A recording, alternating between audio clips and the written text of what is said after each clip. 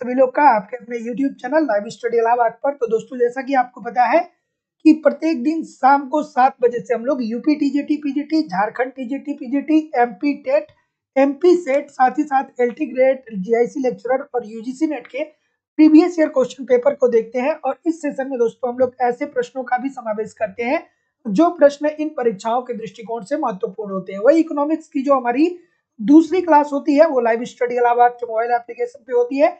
यहाँ पे E to Z economics के कंप्लीट कॉन्सेप्ट को हम लोग पढ़ते हैं, क्योंकि कॉन्सेप्ट पढ़ना बहुत ही जरूरी है। जब तक आपका कॉन्सेप्ट क्लियर नहीं है तब तक ऑब्जेक्टिव क्वेश्चन को सॉल्व करने में बहुत सारी कठिनाइयों का सामना करना पड़ता है।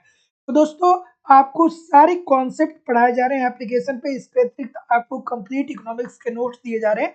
नोट्स के साथ एक समस्या होती है कि या तो इकोनॉमिक्स के नोट्स मिलते नहीं है, मिल भी जाते हैं तो समझ में नहीं आता है क्या पढ़ना है क्या छोड़ना है। तो कंप्लीट नोट्स दिए जा रहे हैं, बहुत सारे टेस्ट सीरीज दिए जा रहे हैं। तो टेस्ट दीजिए, अपना इवैल्यूएशन करिए कि आपकी तैयारी कैसी चल रही है और आपके एग्जाम में किस प्रकार के प्रश्न पूछे जाते हैं, प्रीवियस ईयर के क्वेश्चन पेपर और साथ ही साथ दोस्तों करंट, सब कुछ प्रोवाइड कराना हमारी जिम्मेदारी है।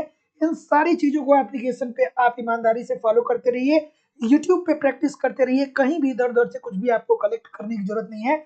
UP TGT PGT, Jharkhand TGT PGT, MP TET, MP SET, मतलब जितने भी एग्जाम है सारे एग्जाम के अलग अलग बैचेज चल रही हैं। और आप डिस्क्रिप्शन बॉक्स में एप्लीकेशन का लिंक है, डायरेक्ट भी वहां से कोर्स को परचेज कर सकते हैं।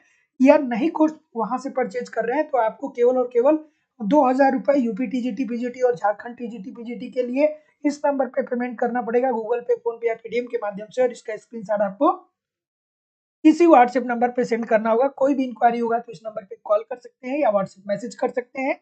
और अगर जो आप एमपी सेट और यूजीसी नेट या एमपी टेट का वो कोर्स लेना चाहते हैं तो उसकी फीस 2500 रुपए।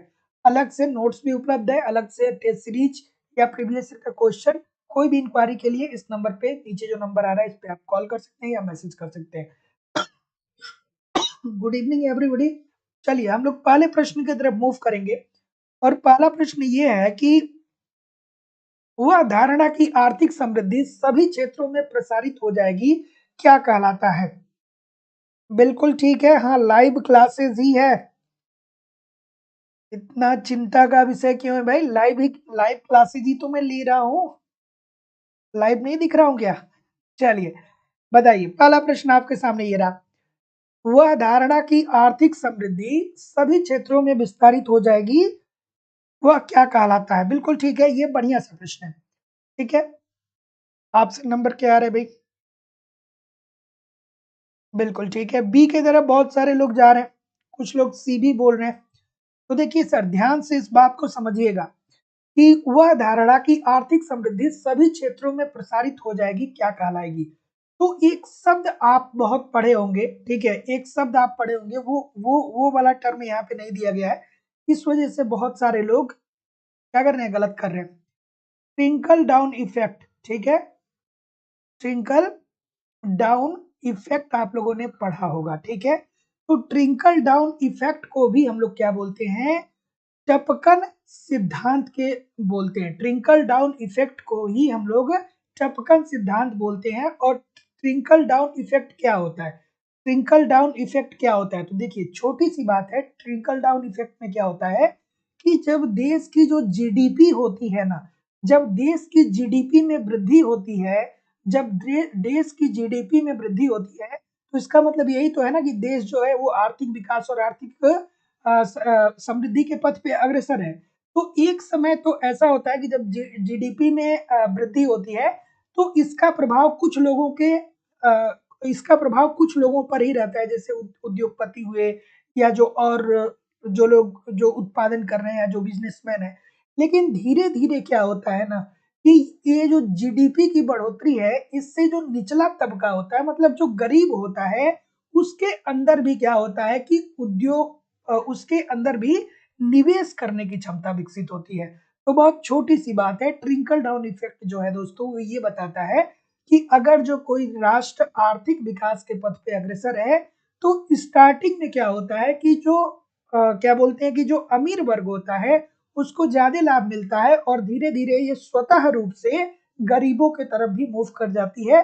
और एक समय ऐसा आता है कि अर्थव्यवस्था में आय का क्या होता है, समान वितरण हो जाता है। तो इजी सी बात है, जितने लोग भी क्या बोल रहे हैं, बी बोल रहे हैं, टपकन सिद्धांत से सभी लोग का उत्तर यहाँ पे बिल्कुल ठीक है। ऊंचे स्तर से निचले तक आर्थिक विकास पहुंचे, एब्सोल्युटली 100% ठीक है। विकास कुमार मिश्रा जी, हाँ ठीक है कि ऊंचे स्तर से निचले स्तर तक क्या हो गए, सारा इम्पैक्ट जो है वो मतलब अर्थव्यवस्था में जितने भी लोग रह रहे हैं सब पे उसका हो। चलिए अगला प्रश्न आपके सामने ये रहा कि निम्नलिखित कथनों पे आप विचार कर लीजिए और विचार करके सर बताइए मुझे। Good evening everybody. चलिए कंसंट्रेट करते हैं क्लास की तरफ, और जितने लोग भी लाइक शेयर नहीं किए सभी लोग लाइक शेयर और सब्सक्राइब जरूर कर दीजिए। अगला प्रश्न कि द्वैत अर्थव्यवस्था निहितार्थ है, मतलब ये पूछ रहा है बेसिकली यहाँ पे कि द्वैत अर्थव्यवस्था से आशय क्या है। चलिए भैया बता दीजिए मुझे, बढ़िया सा प्रश्न है। बिल्कुल ठीक है, एक तो मिश्रित अर्थव्यवस्था हम लोग पढ़ते हैं, एक मिश्रित पढ़ते हैं। मिश्रित में क्या होता है, निजी और सार्वजनिक दोनों क्षेत्र का अस्तित्व होता है। कुछ क्षेत्र सरकार के पास होते हैं, कुछ क्षेत्र निजी पूंजीपतियों के पास होते हैं। लेकिन अब ये द्वैत अर्थव्यवस्था क्या होता है सर, बिल्कुल ठीक है। तो ऑप्शन नंबर क्या बोल रहे हैं, सभी लोग सी बोल रहे हैं, बहुत अच्छी बात है भाई। ये जितने लोग भी बोल रहे हैं क्या सोच के बोल रहे हैं सर, ये जितने लोग भी बोल रहे हैं आप क्या सोच के बोल रहे हैं। मैं आपको कितनी बार बताया हूं कि द्वैत अर्थव्यवस्था का मतलब ये होता है कि जो हमारे परंपरागत परंपरागत उद्योग हैं, ठीक है, परंपरागत उद्योग हैं, उनको भी विकास के लिए प्रेरित किया जाता है, जैसे हम लोग खादी वस्त्र उद्योग को प्रेरित करते हैं। और जो हमारे आधुनिक उद्योग हैं, ठीक है, जो हमारे आधुनिक उद्योग हैं, जैसे नए नए दोस्तों प्रोडक्ट आ रहे हैं मार्केट में, तो परंपरागत उद्योग और आधुनिक उद्योग दोनों को क्या करना, दोनों का विकास करना ही दोस्तों क्या होता है, द्वैत अर्थव्यवस्था होती है। और इसीलिए भारत में तो देखिए दोस्तों, लोग बोलते हैं ना कि जो हमारे परंपरागत उद्योग है उनको भी हमको बनाए रखना है। इसीलिए हम खादी वस्त्र उद्योग को का प्रमोट उसको प्रमोट करते हैं। साथ ही साथ नई नई कंपनियां आती हैं, नए नए प्रोडक्ट को वो क्या करती हैं, लॉन्च करती हैं, नए नए प्रोडक्ट मार्केट में आते हैं। ये जो लोग सी बोल रहे थे कहाँ से आए थे भैया आप लोग? देशी व निर्याती बाजारों का अस्तित्व नहीं भाई, डजेंट मेक एनी सेंस, ये कोई सेंस मेक नहीं कर रहा है। तो केवल और केवल इसका क्या हो जाएगा कि आधुनिक उद्योग एवं वाणिज्यिक कृषि तथा निर्वाह खेती व परंपरागत शिल्पों का सह अस्तित्व। Option number B according to the question this is the right answer हो जाएगा। अगला प्रश्न आपके सामने ये रहा, बहुत आसान सा है लेकिन थोड़ा सा धैर्य बना करके करिएगा कि कुजनेटस की उल्टी यू परिकल्पना निम्नलिखित में से किस एक के संचलन से संबंध है। कुजनेटस आपको ऐसे ही तो पढ़ते हैं ना सर, ऐसे ही तो पढ़ते हैं ना। कुजनेटस आपको थोड़ा ठीक नहीं बन रहा है, ठंडी बहुत है, पेन ठीक तरीके से चल नहीं रहा है। हाँ, ठीक है, थोड़ा सा ध्यान दीजिएगा, है ना, थोड़ा बहुत अच्छा बन नहीं पा रहा है। कुजनेटस आकार आप लोग कैसे पढ़ते हैं, है ना, ऐसे पढ़ते हैं ना, हाँ ठीक है। तो क्या होगा, बिल्कुल ठीक है। हाँ, क्या उत्तर आ रहा है सर, ऑप्शन नंबर, ये भी बहुत आसान सी बात है, ये भी बहुत आसान सी बात है। ये क्या कहते हैं कुजनेटस साहब, ये कहते हैं कि जब प्रारंभ का समय होता है, जब प्रारंभ होता है आर्थिक विकास का, ठीक है, जब क्या होता है, प्रारंभ होता है किसका, आर्थिक विकास का। जब आर्थिक विकास होता है, तो जब आर्थिक विकास का प्रारंभ होता है, तो ऐसी स्थिति में अर्थव्यवस्था देश में कुछ लोग ऐसे होते हैं जो लाभ ज्यादा कमाते हैं, मतलब जिनकी आय बहुत ज्यादा होती है। लेकिन लॉन्ग टर्म में, दीर्घ काल में क्या होता है कि जब आर्थिक विकास आगे बढ़ता चला जाता है, तो इससे ये सभी समाज के सभी वर्ग जो होते हैं वो निवेश करने के लिए आ जाते हैं, अर्थात इसका असर समाज के सभी वर्गों पे देखने को मिलता है, गरीबों के ऊपर भी देखने को मिलता है। तो जब आर्थिक विकास होता है तो प्रारंभ में इसका प्रभाव केवल अमीरों के ऊपर देखने को मिलता है, लेकिन जब आर्थिक विकास निरंतर होता चला जाता है तो ऐसी स्थिति में क्या होता है कि इसका असर गरीबों पर भी देखने को मिलता है। तो जितने लोग भी ऑप्शन नंबर क्या बोल रहे हैं, आय असमानता की, सभी लोग का उत्तर यहाँ पे बिल्कुल ठीक हो जाएगा। जितने लोग भी सी बोल रहे हैं सर, सभी लोग का उत्तर यहाँ पे बिल्कुल ठीक हो जाएगा। अगला प्रश्न, लाइक शेयर क्यों नहीं कर रहे हैं सर, लाइक शेयर सभी लोगों से निवेदन है कि जरूर किया करिए, है ना।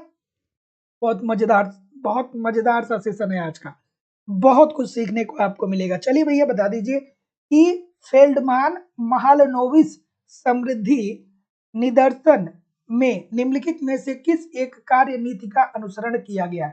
थोड़ा सा देखिए, भाषा को क्या करना पड़ेगा, समझना भी पड़ेगा, है ना, क्योंकि कभी कभी एग्जाम में बहुत सारे प्रश्न ऐसे होते हैं जिसके भाषा इतने क्लिष्ट होते हैं ना कि स्टूडेंट वहीं सरेंडर कर देता है, कहता है यार इतना कठिन कौन पढ़ने जाएगा।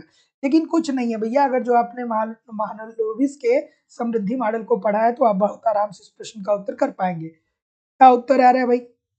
बिल्कुल ठीक है, ऑप्शन नंबर सी बोल रहे हैं, बिल्कुल ठीक है। तो इन्होंने क्या कहा, इन्होंने क्या कहा सर, ठीक है, इन्होंने उपभोग वस्तु, उपभोग वस्तु और साथ ही साथ में पूंजीगत वस्तु, उपभोग वस्तु प्लस पूंजीगत वस्तु दोनों को इन्होंने महत्व दिया था, ठीक है, पूंजीगत, ठीक है। तो उपभोग वस्तुओं को और पूंजीगत वस्तुओं को दोनों को इन्होंने महत्व दिया था। तो क्या उत्तर आ रहा है सर, पहले उपभोग वस्तु और फिर निवेश वस्तु को महत्व देना। एब्सोल्युटली 100% सही है सर, पहले निवेश वस्तु और फिर उपभोग वस्तु को महत्व देना, ठीक है, तो बिल्कुल ठीक है।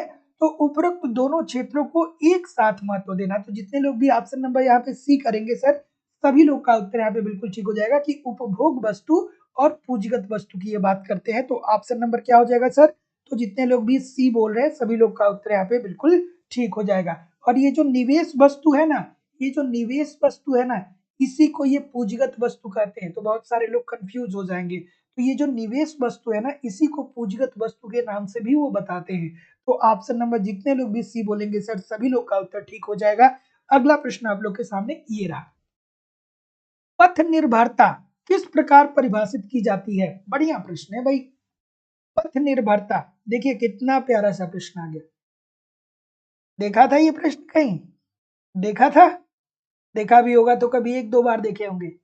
लाइक शेयर जरूर किया करिए, बहुत बहुत बहुत मेहनत से और बहुत प्यार से सारे प्रश्न आपके सामने लाए जाते हैं, इस भाव से लाए जाते हैं कि इस प्रश्न को आप लोगों के सामने रखा जाए और एग्जाम में क्या करें ना कि आप बेहतर से बेहतर कर सके, है ना।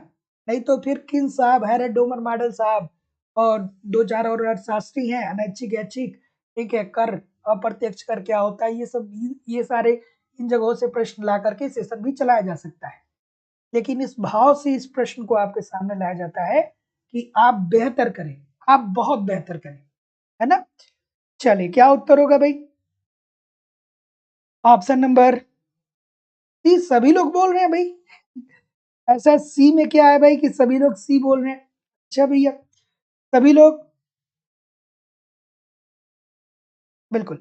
तो सी क्या है कि पथ निर्भरता किस प्रकार परिभाषित किया जाता है, तो ये एक ऐसी शर्त होती है ना जिसमें व्यक्ति अथवा अर्थव्यवस्था की भूतकाल की दशा भविष्य की स्थिति को प्रभावित करती है, ठीक है। जैसे मान लीजिए कि अगर जो वर्तमान समय में हम बहुत ज्यादा कार्बन डाइऑक्साइड गैस का उत्सर्जन करेंगे, हमारी नदियां अगर जो मान लीजिए बहुत ज्यादा गंदी होने लगेंगी, पर्यावरण हमारा ठीक नहीं रहेगा, तो आने वाला भविष्य क्या होगा, प्रभावित होगा कि नहीं होगा, प्रभावित होगा कि नहीं होगा, एब्सोल्युटली 100% होगा सर। तो पथ निर्भरता का मतलब क्या है कि एक पीढ़ी का प्रभाव दूसरी पीढ़ी पे, ठीक है, या भूतकाल का प्रभाव भविष्य पे। तो जितने लोग भी सी बोल रहे हैं बिल्कुल ठीक बोल रहे हैं। अगला, विदेश में कार्य कर रहे भारतीयों की आय कैसे होगी। चलिए इस प्रश्न का उत्तर करिए भैया। चलिए बढ़िया प्रश्न है। चलिए वैभव Mishra ji, Diksha ji, Ratnesh Kumar ji, I M G, अरुदत्ती जी, अफसाना जी, सुनीता तिवारी जी, बिल्कुल ठीक है सभी लोग, शांति जी, वृष्टि जी, सुभाष श्रीवास्तव जी, निरुपमा जी, बिल्कुल। बताइए भैया, ऑप्शन नंबर बी बोल रहे हैं सभी लोग, कुछ लोग सी नहीं बोलेंगे क्या, भारत के शुद्ध घरेलू उत्पाद का भाग होता है, बोलेंगे, हाँ बोल रहे, एक दो लोग बोल रहे हैं। मैक्सिमम लोग क्या बोल रहे हैं? बी बोल रहे हैं। तो जितने लोग भी बी बोल रहे हैं सर, सभी लोग का बात बिल्कुल ठीक है कि विदेशों में कार्य कर रहे भारतीयों की जो आय होगी, ये घरेलू आय के अंतर्गत हम सम्मिलित नहीं करेंगे इसको। ये विदेशों से अर्जित आय के अंतर्गत आ जाएगा, क्योंकि भैया आप कहाँ से प्राप्त कर रहे हैं पैसा? विदेशों से प्राप्त कर रहे हैं। तो जितने लोग भी ऑप्शन नंबर, ठीक है, बी बोल रहे हैं, सभी लोग का उत्तर यहाँ पे बिल्कुल ठीक है। तो विदेशों में कार्य कर रहे भारतीयोों की जो आय होगी वो विदेशों से अर्जित आय की होगी। तो जितने लोग भी बी बोल रहे हैं, इजी सी बात है। अगला प्रश्न आपके सामने ये रहा, बंद अर्थव्यवस्था क्या होता है? ये तो बहुत आसान सा प्रश्न आ गया। बीच बीच में आपको बहुत कठिन प्रश्न भी देखने को मिलेंगे, कुछ आसान प्रश्न भी देखने को मिलेंगे, क्योंकि आप इकोनॉमिक्स के छात्र हैं। संतुलन बना करके चलना बहुत जरूरी है ना? संतुलन बना करके चलना बहुत जरूरी है। संतुलन नहीं बनता है तो फिर समस्या क्रिएट हो जाती है। चलिए भैया बता दीजिए क्या उत्तर आ रहा है। ऑप्शन नंबर बी सभी लोग बोलेंगे, कुछ लोग डी भी बोल दो भाई। जिसकी सीमाएं दूसरे देश के साथ खुली ना हो, क्या ये सही होगा? डी नहीं बोलेंगे? अच्छा भाई, ठीक है, आप डी कभी नहीं बोलिएगा, क्योंकि जो बंद अर्थव्यवस्था होता है वो इसका मतलब केवल और केवल यही होता है कि वह देश किसी अन्य देश के साथ कोई आर्थिक संबंध नहीं रखेगा, अर्थात ना ही वो अपने प्रोडक्ट का निर्यात करेगा, ना ही वो दूसरे देश में बनी वस्तुओं का आयात करेगा। ठीक है, तो हम ना ही आयात करेंगे ना ही हम निर्यात करेंगे। ठीक है, तो जितने लोग भी बी बोलेंगे सर, सभी लोग का उत्तर ठीक होगा कि बंद अर्थव्यवस्था वो ऐसी अर्थव्यवस्था होती है जो किसी अन्य देश से कोई आर्थिक संबंध नहीं रखता है। मैं आप लोगों से उम्मीद करता हूं कि आप एग्जाम्पल बताएंगे, ठीक है, लेकिन बार बार मुझे बोलना पड़ेगा ना, तो ये अच्छी बात नहीं है। क्लोज्ड इकोनॉमी का उदाहरण वर्तमान समय में कौन सा देश है? आपको कमेंट करना चाहिए, इतनी अवेयरनेस होनी चाहिए, है ना? अगला, मूल आर्थिक क्रिया है। इस प्रश्न को मैं बार बार आपके सामने लेके आता हूं, इसलिए लेकर के आता हूं कि बहुत सारे लोग गलत करते हैं, बहुत सारे लोग गलत करते हैं। ठीक है, मूल आर्थिक क्रिया क्या होती है? ठीक है,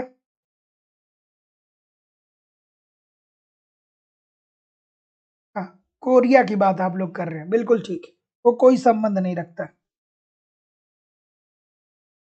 क्या उत्तर होगा भैया? सी बोल रहे हैं सभी लोग। अच्छा, मूल आर्थिक क्रिया क्या होती है? ये होता है उपभोग। ठीक है, उपभोग से मतलब क्या है भैया? कि आपकी रिक्वायरमेंट, अर्थात किसी वस्तु की उपयोगिता है, तो उपयोगिता होगी तो आप मांग करेंगे, और जब मांग करेंगे उसके बाद क्या होगा? पूर्ति किया जाएगा। ठीक है, तो उपभोग जो होगा ये मूल आर्थिक क्रिया होगी। ठीक है, क्योंकि भैया देखिए, आराम से समझ लीजिएगा बात को, बहुत सारे लोग गलत कर रहे हैं, तो मतलब गलत करते हैं। एक ऑप्शन अभी इसमें और दे देता ना, अगर जो इस बी ऑप्शन में ये क्या दे देता, बी ऑप्शन में ये दे देता मांग, ठीक है, तो मांग बहुत सारे लोग बी की तरफ मूव कर जाते कि सर ऑप्शन नंबर बी होगा। ठीक है, तो जो उपभोग होता है ये मूल आर्थिक क्रिया है, क्योंकि उपभोग के कारण ही मांग व पूर्ति क्रियाशील होती है। तो जितने लोग भी सी बोलेंगे बिल्कुल ठीक बोलेंगे। अगला, साइमन कुजनेटस के अनुसार राष्ट्रीय आय मापने की विधियां कितनी है भैया? बता दीजिए, इजी सी बात है। कोई गलत करेगा क्या? कोई गलत करेगा? एक तो कहेंगे सर, एक तो होता है उत्पाद विधि, दूसरी क्या होती है सर? एक उत्पाद विधि, दूसरा क्या होता है? आय विधि। यही दो होता है? केवल यही दो होता है क्या? केवल यही दो होता है? तीसरा कौन होता है सर? अगर जो पता है तो बताएंगे। अगला होता है जो, वो होता है व्यय विधि। ठीक है, तो याद रखिएगा कि साइमन कुजनेटस के अनुसार राष्ट्रीय आय मापने की तीन विधियां हैं: उत्पाद विधि, आय विधि और व्यय विधि। ठीक है, कुजनेटस वक्र किस आकार का होता है? आप मुझे कमेंट करके बताइए। ये भी प्रश्न पूछा गया है कि ये बताइए कि कुजनेटस वक्र जो होता है वो किस आकार का होता है। तो जितने लोग भी यहाँ पे क्या बोल रहे हैं, बी बोल रहे हैं, बिल्कुल ठीक बोल रहे हैं। अगला प्रश्न, बिल्कुल, कि राष्ट्रीय आय आकलन में निम्नलिखित में से कौन सा दोहरी गणना का उदाहरण है? इजी सी बात है सर, आपको पता होगा कि दोहरी गणना होता क्या है। दोहरी गणना का अर्थ ये है कि जब राष्ट्रीय आय की हम गणना करते हैं ना, तो एक ही वस्तु की गणना हम दो बार कर देते हैं, एक ही वस्तु की पुनरावृत्ति दो बार करते थे। जैसे जब राष्ट्रीय आय की गणना करेंगे तो एक बार कच्चे माल के रूप में हम क्या करेंगे, कपास को काउंट कर लेंगे, ठीक है, कपास को और इसी कपास से बने कपड़े को भी हम क्या करेंगे, काउंट कर लेंगे। तो ये क्या हुआ कि यही वस्तु तो है, बस ये क्या हो गया, इसका फॉर्म परिवर्तित हो गया, तो दो बार इसकी गणना हो जाती है।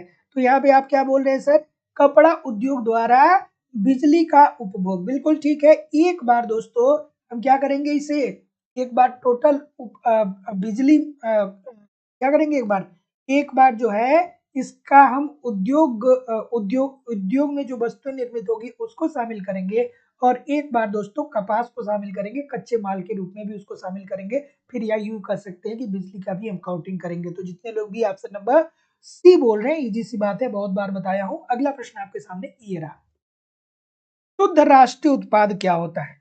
चलिए भैया, शुद्ध राष्ट्रीय उत्पाद क्या होता है? शुद्ध राष्ट्रीय उत्पाद क्या होता है? इजी सी बात है, कोई गलत करेगा क्या? गलत करेंगे क्या? गलत नहीं करना चाहिए, है ना। इजी सी बात है बच्चों वाली, पेपर में पूछे जाते हैं ऐसे प्रश्न बहुत सारे। यहाँ से तैयारी करके जाएंगे, समय देंगे तो बेहतर करके आएंगे, इसमें कहीं कोई दो राय नहीं है। तो जितना प्रयास करेगा ना, रिजल्ट उतना ज्यादा मिलेगा, और जो नहीं प्रयास करेगा उसको रिजल्ट नहीं मिलेगा, है ना। छोटी सी बात है। सभी लोग सी बोल रहे हैं, सभी लोग सी बोल रहे हैं। बिल्कुल सर, अगर जो आप सी बोल रहे हैं तो सकल राष्ट्रीय उत्पाद, और उसमें से हम माइनस क्या कर देते हैं, घिसावट व्यय को, ठीक है। घिसावट व्यय क्या होता है सर, घिसावट व्यय को हम और किस नाम से जानते हैं, ठीक है। शुद्ध राष्ट्रीय उत्पाद का ये मतलब है कि जितना हमने जो हमारा जो सकल राष्ट्रीय उत्पाद है उसमें उत्पादन करने के परिणाम स्वरूप जिन मशीनों से हमने क्या किया, उत्पादन किया, तो उस मशीनों में टूट फूट भी तो आएगा, तो फिर उसका रिपेयर भी तो कराना है, तो उन्हीं को क्या कर देते हैं, हम माइनस कर देते हैं। तो जितने लोग भी ऑप्शन नंबर बी सी बोलेंगे सर, एब्सोल्युटली 100% ठीक बोलेंगे। अगला प्रश्न, ब्रेक इवन बिंदु क्या है? देखिए कितना प्यारा सा प्रश्न है, कितना मजेदार सा प्रश्न है कि ब्रेक इवन बिंदु क्या है। बढ़िया सा प्रश्न है, बता दीजिए सर, इजी सी बात है। इसको एक और नाम से जानते हैं, ध्यान से देखिए, ध्यान से देखिए, क्योंकि कभी कभी ब्रेक इवन की जगह पे ये दे देता है। क्या बोल रहे हैं सर, धरना का क्या हुआ? अच्छा बताता हूं, अभी बताता हूं।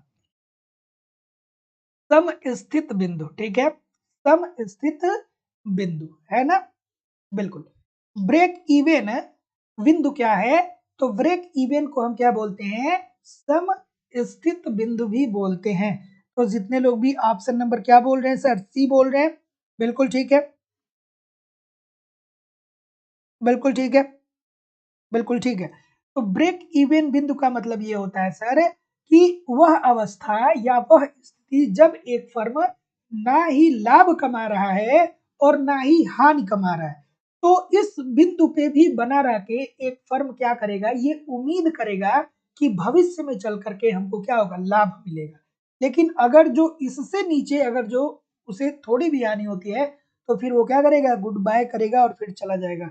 तो जितने लोग भी ऑप्शन नंबर सी बोल रहे हैं, सभी लोग का उत्तर यहाँ पे बिल्कुल ठीक हो जाएगा। अगला प्रश्न, कल आप लोगों ने देखा ही था कि हम लोग माध्यमिक शिक्षा सेवा चयन बोर्ड गए थे, और वहां से मैंने आपको क्लिप भी भेजा था, मतलब यूट्यूब पे अपलोड किया था। तो क्या बोलते हैं कि बात हुई, मतलब सकारात्मक परिणाम देखने को मिले, और अभी फिलहाल जो स्थिति है उसमें आयोग, ऐसा सुनने में आया है कि आयोग के द्वारा ये सांत्वना दी गई है कि 2000 सीटें और बढ़ेंगी, ठीक है, और बच्चों की डिमांड अभी और ज्यादा है, मतलब जो लोग भी वो कर रहे हैं, जो लोग भी लीड कर रहे हैं, उनकी और डिमांड है कि सर सीटों की संख्या और बढ़ाई जाए। तो ये सांत्वना अभी तक मिली है कि 2000 सीट और बढ़ेंगे, है ना। तो अब देखिए आने वाले समय में क्या होता है। अभी तो लगातार ये सारी चीजें चलती रहेंगी। हाँ, तो 2000 सीट बढ़ाने का आश्वासन मिल चुका है अभी तक, और आगे देखते हैं क्या होता है। हाँ, सीट बढ़नी तो देखिए, सीट बढ़नी तो कंफर्म है, क्योंकि देखिए अगर जो अधियाचन 6 महीने पुराना हो जाता है, सॉरी नोटिफिकेशन अगर जो 6 महीने पुराना हो जाता है, तो 6 महीने के बाद अधियाचन लेने की प्रक्रिया है। ठीक है, क्या उत्तर होगा भाई? चलिए इस प्रश्न का उत्तर करिए।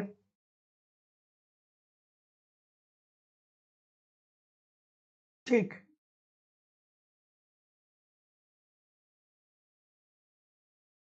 सर बढ़ गई तो उद्धार हो जाएगा। अच्छा कोई दिक्कत नहीं।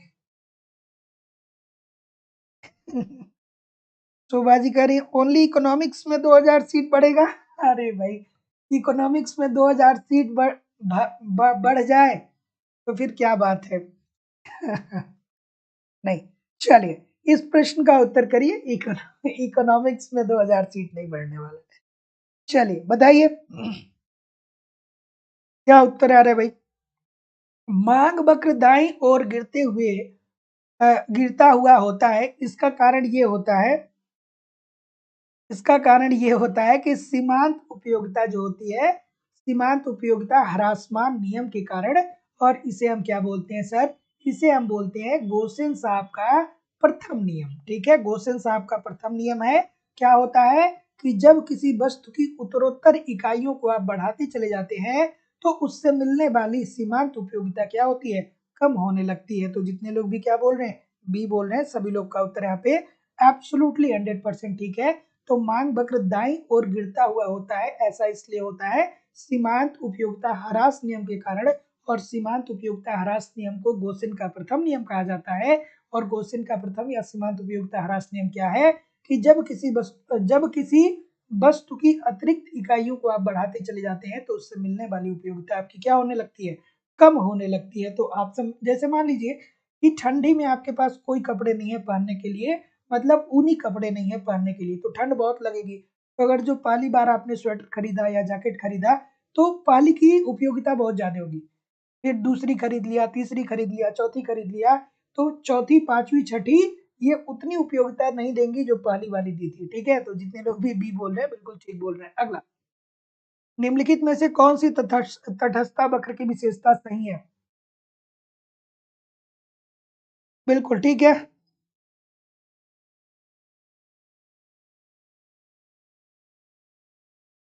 देखिए एग्जाम के बारे में कुछ कहा नहीं जा सकता है। ठीक है, एग्जाम के बारे में क्लियरली कुछ कहा नहीं जा सकता, क्योंकि अब बातें चल रही हैं सीट बढ़वाने की। अब बातें चल रही है सीट बढ़वाने की, तो एग्जाम के बारे में कुछ नहीं कर सकते हैं। दोबारा पोर्टल ओपन होगा। ठीक है, अगर जो सब कुछ ठीक रहा तो सीट बढ़ेगा। डी बोल रहे हैं सभी लोग। अच्छा भाई, तो केंद्र की ओर उनतोदर होता है। कभी कभी ध्यान दीजिएगा, ये उनतोदर के जगह पे नतोदर दे देता है, और आप लोग उनतोदर ही पढ़ लेते हैं। ठीक है, तो ये केंद्र की तरफ क्या होता है? उनतोदर होता है। Absolutely there is no doubt. ठीक है, सही तो पढ़ते हैं। बहुत अच्छा नहीं बन पाएगा, ठीक है, लेकिन फिर भी समझ लीजिएगा। क्या होता है? केंद्र के और उनतोदर होता है। एक दूसरे को ये कभी स्पर्श नहीं करते हैं, काटते नहीं है, बिल्कुल ठीक है। ढाल जो होता है इसका ऋणात्मक बल और ऋणात्मक होता है। तो जितने लोग भी डी बोल रहे हैं, सभी लोग का उत्तर यहाँ पे एब्सोल्युटली 100% ठीक है, उपरोक्त सभी। अगला प्रश्न, पूर्णतया पूरक वस्तुओं की स्थिति में तटस्थता वक्र की प्रवृत्ति कैसी होगी? बढ़िया सा प्रश्न है, बताइए भैया।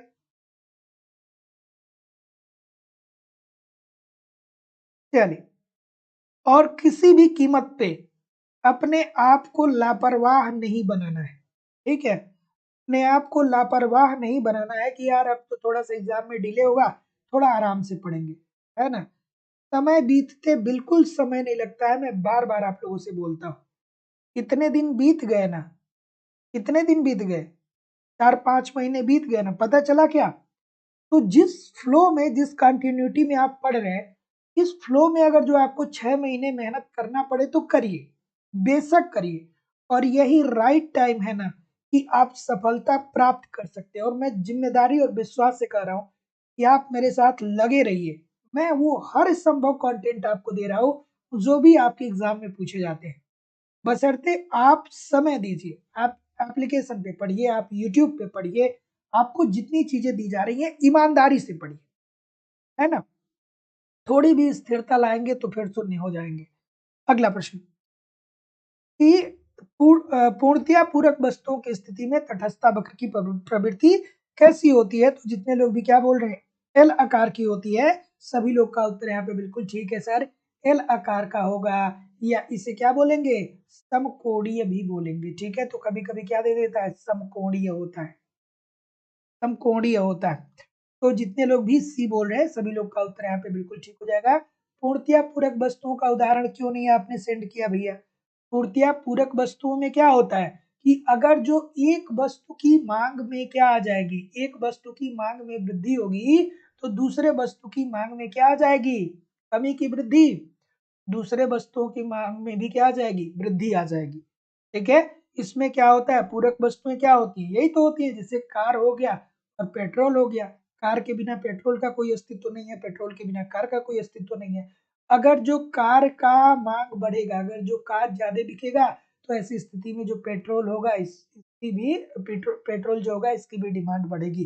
तो जितने लोग भी ऑप्शन नंबर सी बोलेंगे सर सभी लोग का उत्तर यहाँ पे बिल्कुल ठीक हो जाएगा।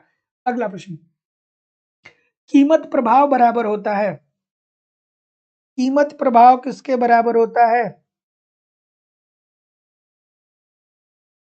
ऑप्शन नंबर ये बोल रहे हैं,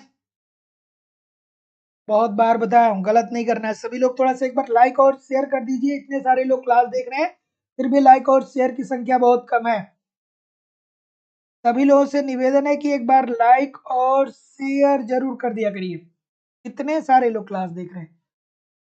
सभी लोग एक बार लाइक शेयर जरूर किया करिए। तो बताइए भैया, ये तो आसान सी बात है, सबको पता होगा कि कीमत प्रभाव में क्या होता है, जो प्रतिस्थापन होता है प्लस आय प्रभाव को जोड़ लेते हैं। तो प्रतिस्थापन प्रभाव प्लस आय प्रभाव मिलके क्या होता है, कीमत प्रभाव होता है। बार बार बोलता हूँ, थोड़ा सा कापी पेन पास में रखा करिए, कुछ कुछ चीजों को नोट कर लिया करिए। अगर जो 5 क्वेश्चन भी आप रोज नोट करेंगे ना, तो महीने 2 महीने बाद अपने आप को आप देखेंगे कि आप बहुत, मतलब आपका बहुत अच्छे से रिवीजन भी हो रहा है और बहुत सारी चीजों को आप सीख भी पा रहे हैं।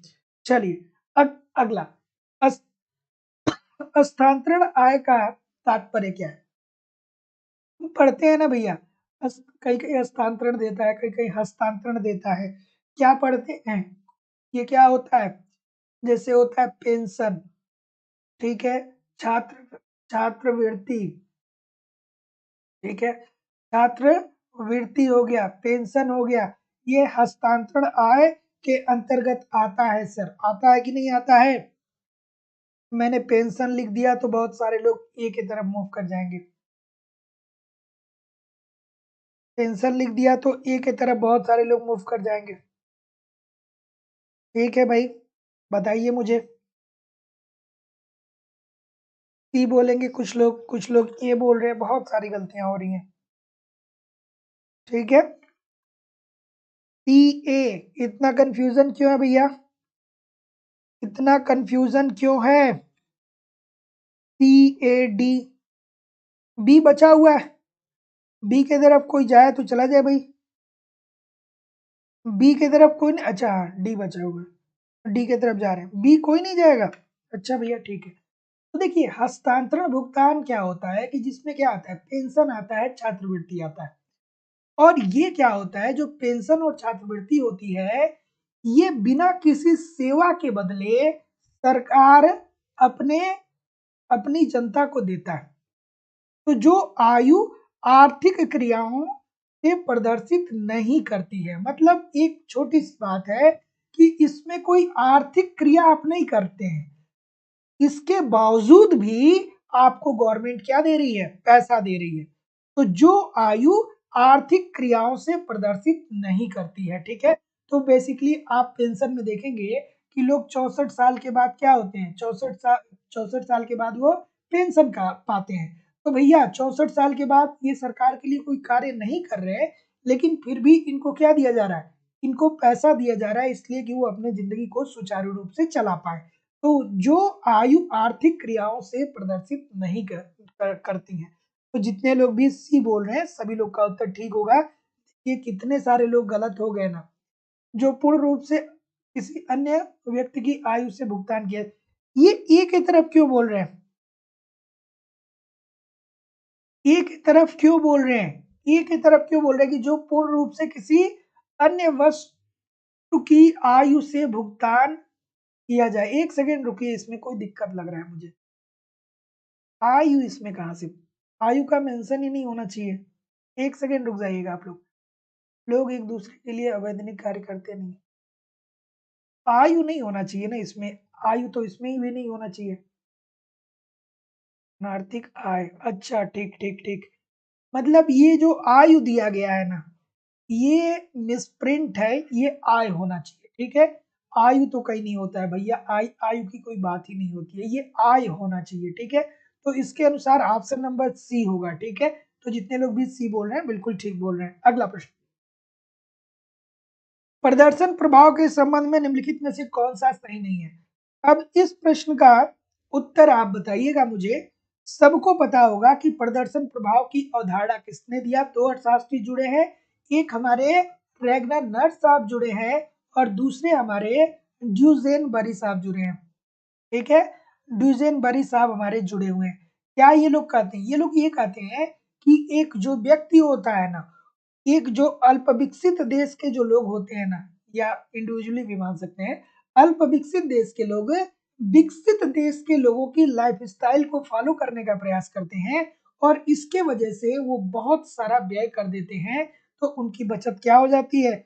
मुझे पता है, मुझे पता है, मुझे पता है कि बहुत सारे लोग ये बोलेंगे, ये बात मुझे पता है।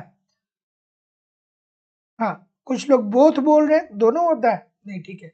तो ये कहते हैं कि जो अल्प विकसित देश के लोग विकसित देश के लोगों की लाइफस्टाइल को कॉपी करने के प्रयास में बहुत ज़्यादा पैसा व्यय कर देते हैं और जब व्यय कर देंगे, तो भैया जब उपभोग कर लेंगे तो बचत कम हो जाएगा। तो ये बात तो 100% राइट है। स्फीतिक दबाव पैदा होगा, बात बिल्कुल ठीक है भैया। आप बहुत ज़्यादा क्रय करेंगे, बहुत ज़्यादा माँग करेंगे तो स्फीतिक दबाव पैदा होगा। यह भुगतान से इसमें असंतुलन पैदा करेगा। आप दूसरे देश की वस्तुओं को परचेज करेंगे, जैसे रोलेक्स की घड़ी आप मंगवाएंगे, ठीक है? छोटे पैमाने पे देखा जाए तो जैसे दिवाली में झालर आता है, ठीक है? ये सारी चीजें भी एक तरीके से क्या करेंगी कि भुगतान से इसमें असंतुलन पैदा करेंगी। यह बेरोजगारी की दशा को प्रोत्साहित करता है? नहीं सर, बेरोजगारी की दशा को नहीं प्रोत्साहित करता है। बस बचत की निवेश प्रवृत्ति कम, बचत की प्रवृत्ति कम होती है, स्फीतिक दबाव पैदा करता है, यह असंतुलन भी क्रिएट करता है। तो जितने लोग भी डी बोल रहे हैं, सभी लोग का उत्तर एब्सोल्युटली ठीक है। अगला, संतुलित समृद्धि में यह अनिवार्य है। अब फिर यहाँ पे आपको किसकी याद आनी चाहिए? संतुलित समृद्धि की बात करें तो रैगनर नर्स, ठीक है? रैगनर नर्स, ठीक है? क्या कहते हैं कि अर्थव्यवस्था में अगर जो 4 क्षेत्र हैं ए, बी, सी, डी, तो इन चारों क्षेत्रों में आप क्या करिए? समान रूप से निवेश करिए। लेकिन असंतुलित की बात कौन करते हैं? असंतुलित समृद्धि की बात कौन करते हैं? तो वो करते हैं सर हर्समैन करते हैं। क्या कहते हैं कि अर्थव्यवस्था में अगर जो 4 क्षेत्र है ए, बी, सी, डी, तो आप चारों में समान रूप से निवेश ना करिए। अगर जो बी और सी में निवेश करने से मैक्सिमम आउटपुट प्राप्त हो रहा है, प्रॉफिट प्राप्त हो रहा है, तो बी और सी में करिए। फिर यहाँ से जो लाभ मिलेगा फिर ए और डी में ले जाइएगा। तो ऐसे चल के आपकी अर्थव्यवस्था विकास के पथ पे अग्रसर हो जाएगी। लेकिन संतुलित समृद्धि के अंतर्गत रैगनर नर्स साहब का कहना था कि चारों क्षेत्रों में आप समान रूप से निवेश करिए। तो क्या उत्तर आ रहा है सर? तो बोल रहे हैं कि श्रम शक्ति का पूर्ण रूप से प्रयोग हो। अगर जो हम सभी क्षेत्रों में निवेश करेंगे तो इससे हमारे जितने भी श्रमिक है वो क्या कर पाएंगे? ठीक तरीके से कार्य कर पाएंगे। तो श्रम शक्ति का पूर्ण रूप से प्रयोग हो जाए, बिल्कुल ठीक है। और जो आपके पास पैसा है, पूंजी स्टॉक का पूर्ण रूप से प्रयोग करिए। ये नहीं देखिए, ये नहीं देखिए कि कहाँ पे आपको लाभ ज्यादा होगा और कहाँ पे आपको लाभ कम होगा। तो जितने लोग भी सी बोलेंगे, सभी लोग का उत्तर यहाँ पे एब्सोल्युटली ठीक होने वाला है। अगला प्रश्न, अल्प विकसित देशों में आय असमानता मुख्य रूप से होती है। अब देखिए, ये प्रश्न जब आप पढ़ेंगे ना, तो आपको लगेगा कि ये तो बहुत आसान सा प्रश्न है ना? लेकिन जब आप इसके ऑप्शन को पढ़ेंगे तो ये आपको ऑप्शन जो है वो कंफ्यूज करेगा, है ना।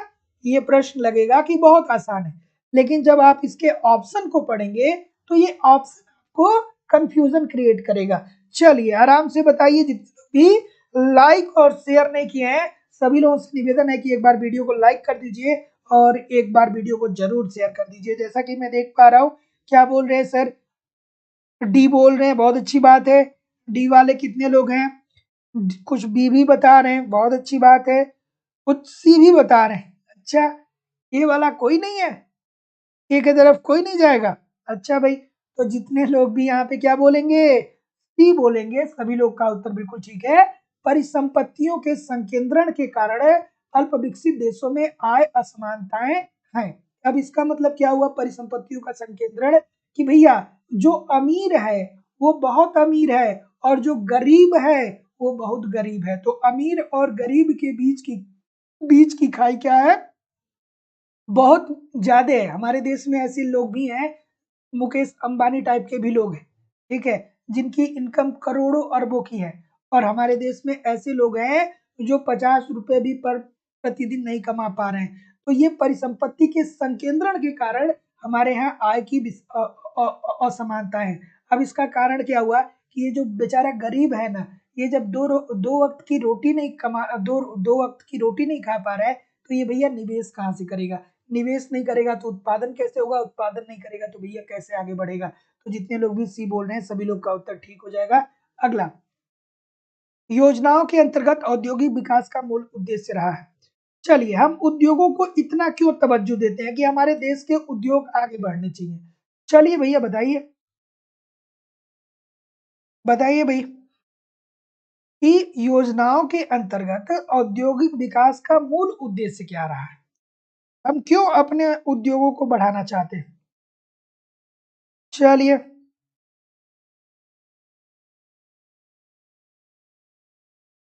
ठीक है,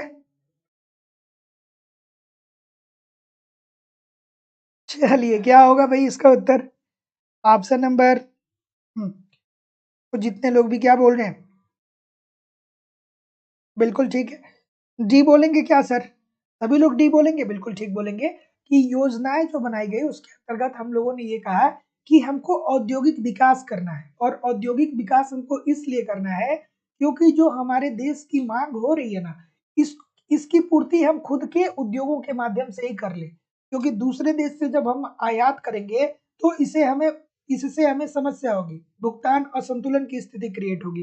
तो ऐसी स्थिति में क्या किया जाए, आधारभूत उद्योगों का सार्वजनिक क्षेत्रों में क्या कर दिया जाए, विकास कर दिया जाए, जिससे जो हमारी मांग है, इन मांगों को हमारे खुद के ही उद्योग क्या कर सके, पूरा कर सके। तो जितने लोग भी डी बोल रहे हैं सभी लोग का उत्तर यहाँ पे एब्सोल्युटली ठीक होने वाला है। अगला, आर्थिक समृद्धि में क्या सत्य नहीं है, ये बढ़िया सा प्रश्न है। फिर आपके दिमाग में आना चाहिए सर, बार बार बोलते हैं, आप बार बार बताते हैं कि आर्थिक समृद्धि जो होता है ये विकसित देशों में देखने को मिलता है, ये अल्प विकसित देशों में नहीं देखने को मिलता है। आर्थिक समृद्धि विकसित देशों में देखने को मिलता है। और विकसित देश में आर्थिक समृद्धि का आकलन वहां की प्रति व्यक्ति आय, राष्ट्रीय आय और सबसे महत्वपूर्ण टेक्नोलॉजी परिवर्तन से किया जाता है। कि एक देश आर्थिक विकास कर रहा है कि नहीं कर रहा है, आर्थिक समृद्धि कर रहा है कि नहीं, ये टेक्नोलॉजी परिवर्तन बताएगा।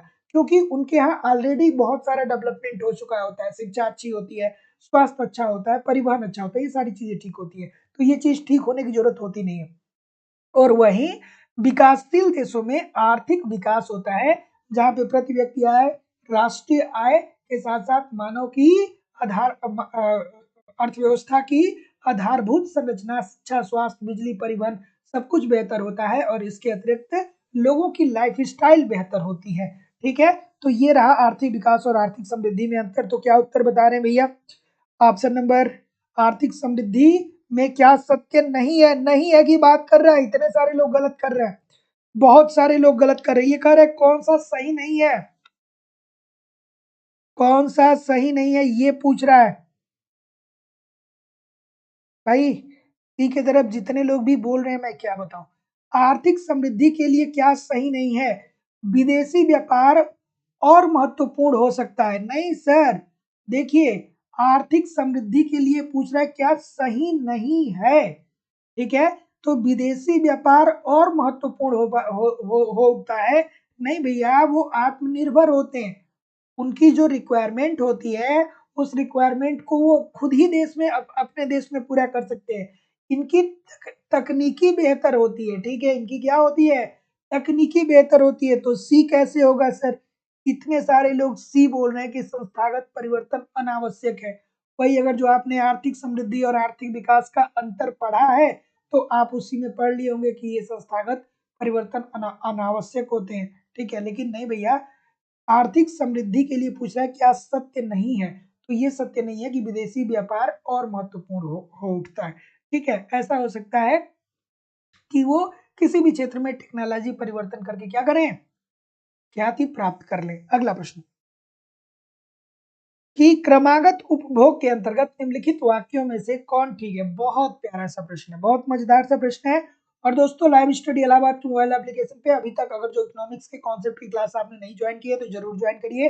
वहाँ पे A to Z इकोनॉमिक्स के सारे कॉन्सेप्ट आपको पढ़ाए जा रहे हैं, कंप्लीट इकोनॉमिक्स के नोट्स दिए जा रहे हैं, टेस्ट सीरीज दिए जा रहे हैं, इवेल्युएशन करिए आपकी तैयारी कैसी चल रही है, प्रीवियस ईयर के क्वेश्चन पेपर और करंट सब कुछ प्रोवाइड कराना हमारी जिम्मेदारी है। ईमानदारी से इन सारी चीजों को फॉलो करते रहिए, एप्लीकेशन पे यूट्यूब पे प्रैक्टिस करते रहिए। कहाँ से प्रश्न बनेगा भाई, लगातार हम लोग लगे रहेंगे, हमेशा पढ़ते रहेंगे, तब तक पढ़ते रहेंगे जब तक जीतेंगे नहीं। ठीक है, जीतना जरूरी है, तो तब तक पढ़ेंगे जब तक जीतेंगे नहीं। आराम से आप लोग पढ़ते रहिए। UP TGT PGT, Jharkhand TGT PGT, MP TET, MP SET, मतलब अलग अलग इकोनॉमिक्स के सारे बैचेज अवेलेबल है। डिस्क्रिप्शन बॉक्स में एप्लीकेशन का लिंक है, एप्लीकेशन से एप्लीकेशन को डाउनलोड करके आप कोर्स परचेज कर सकते हैं, या आपकी जो फीस है वो 2000 रुपये है यूपीटी झारखंड टीजी के लिए। इस नंबर पे पेमेंट करके गूगल पे, फोन पे या पेटीएम के माध्यम से आप क्लास ज्वाइन कर सकते हैं। एमपी सेट और एमपी टेट के लिए अलग अलग बैचेज, उसकी फीस जो है वो 2500 रुपये है। क्या उत्तर आ रहा है भाई? बी आ रहा है कि क्रमागत उपभोग के अंतर्गत निम्नलिखित वाक्यों में से कौन सा ठीक है? तो जितने लोग भी बी बोल रहे हैं, क्या ठीक बोल रहे हैं? सीमांत उपयोगिता घटती है या बढ़ती है? एक बार पुनः फिर से करिए। बिल्कुल ठीक है, बिल्कुल ठीक है। एक बार पुनः करिए इस प्रश्न को, बहुत सारे लोग गलत कर रहे हैं। बी होगा, सभी लोग बोल रहे हैं। दोबारा नहीं करेंगे, दोबारा नहीं करेंगे, ऑप्शन नंबर ए की तरफ कोई नहीं जाएगा? अगर जो नहीं जाएगा तो अच्छी बात है ना? मैं देखना चाहता था कि एक दो लोग आ जाए ए की तरफ। नहीं आ रहे? अच्छा, ठीक है। क्रमागत उपभोग के अंतर्गत निम्नलिखित वाक्यों में से कौन सा ठीक है? कि सीमांत उपयोगिता क्या होती है? घटती है। बार बार हम लोग यही तो पढ़ते हैं ना कि जब वस्तुओं की उत्तरोत्तर इकाइयों को आप बढ़ाते जाएंगे तो उससे मिलने वाली उपयोगिता आपकी क्या हो जाती है? कम होती चली जाती है। जैसे जैसे आप लोग बी बोल रहे हैं, ठीक बोल रहे हैं। अगला प्रश्न, किसी वस्तु जब किसी वस्तु का बाजार पूर्ति वक्र ऋणात्मक ढाल के रूप में होता है तो उस मामले में क्या होता है? ये बढ़िया सा प्रश्न है। चलिए, क्या उत्तर होगा भाई? ऑप्शन नंबर,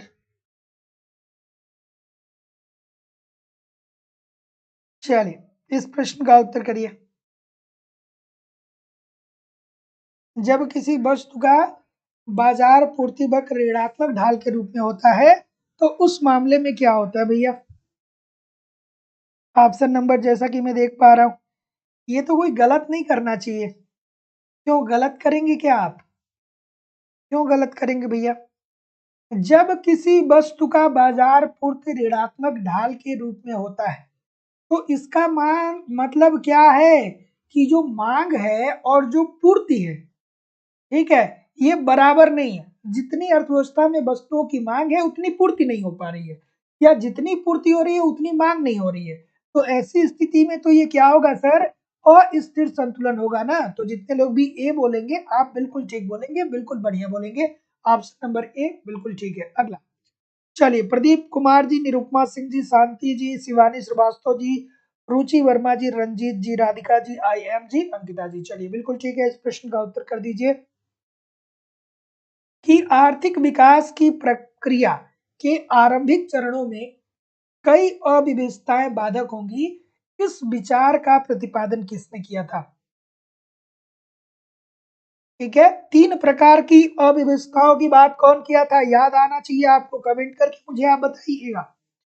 आपको याद आना चाहिए, आप मुझे कमेंट करके बताइए कि 3 प्रकार की अव्यवस्थाओं की बात कौन किया था? बिल्कुल ठीक है। उत्पादन फलन, मांग फलन और बचतों की पूर्ति में अव्यवस्थाएं। ये 3 है, उत्पादन फलन की अव्यवस्थाएं, मांग की अव्यवस्थाएं और बचतों की पूर्ति में अव्यवस्थाएं। ये 3 प्रकार की बात कौन किया था सर?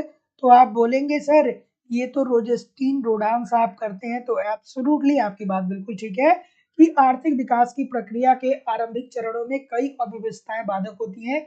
इस विचार का प्रतिपादन किसने किया था? रोजेस्टीन रोडान ने किया था। Option number C according to the question this is the right answer हो जाएगा। अगला, पूंजीवाद के अंतर्गत विकास प्रक्रिया को सृजनात्मक विध्वंस कहा है। किसने कहा है? आराम से इस प्रश्न का उत्तर करिए। ठीक है, बिल्कुल ठीक है। और देखिए दोस्तों, मैं बस आपसे इतना ही कहूंगा कि अगर जो जन्म हुआ है ना, तो कम से कम मृत्यु होने के पहले अपने आप को इतना स्टेबल कर लीजिए कि कम से कम 10, 20, 50, 100 लोग आपको जाने कि हाँ आपने जिंदगी में कुछ किया है ना। क्योंकि आप वर्तमान समय में देखिए, किसी का कोई मतलब बहुत ऐसे कम लोग हैं कि जो अपने गोल के प्रति फोकस हो रहे हैं और उनको सफलता मिल रही है। सफलता उन्हीं को मिलती है ना जो लगातार लगे रहते हैं, लगातार लगे रहते हैं, है ना। तो अगर जो पृथ्वी पे जन्म हुआ और यूं ही आए यूं ही चले गए, तो फिर कोई मतलब होगा क्या? है ना। कुछ ऐसा करिए कि आने वाली पीढ़ी आपके जब पोते हो तो कहे हाँ हमारी दादी या हमारे दादा उस टाइम क्या थे, ये थे। ठीक है, तो यार कुछ करना है ना।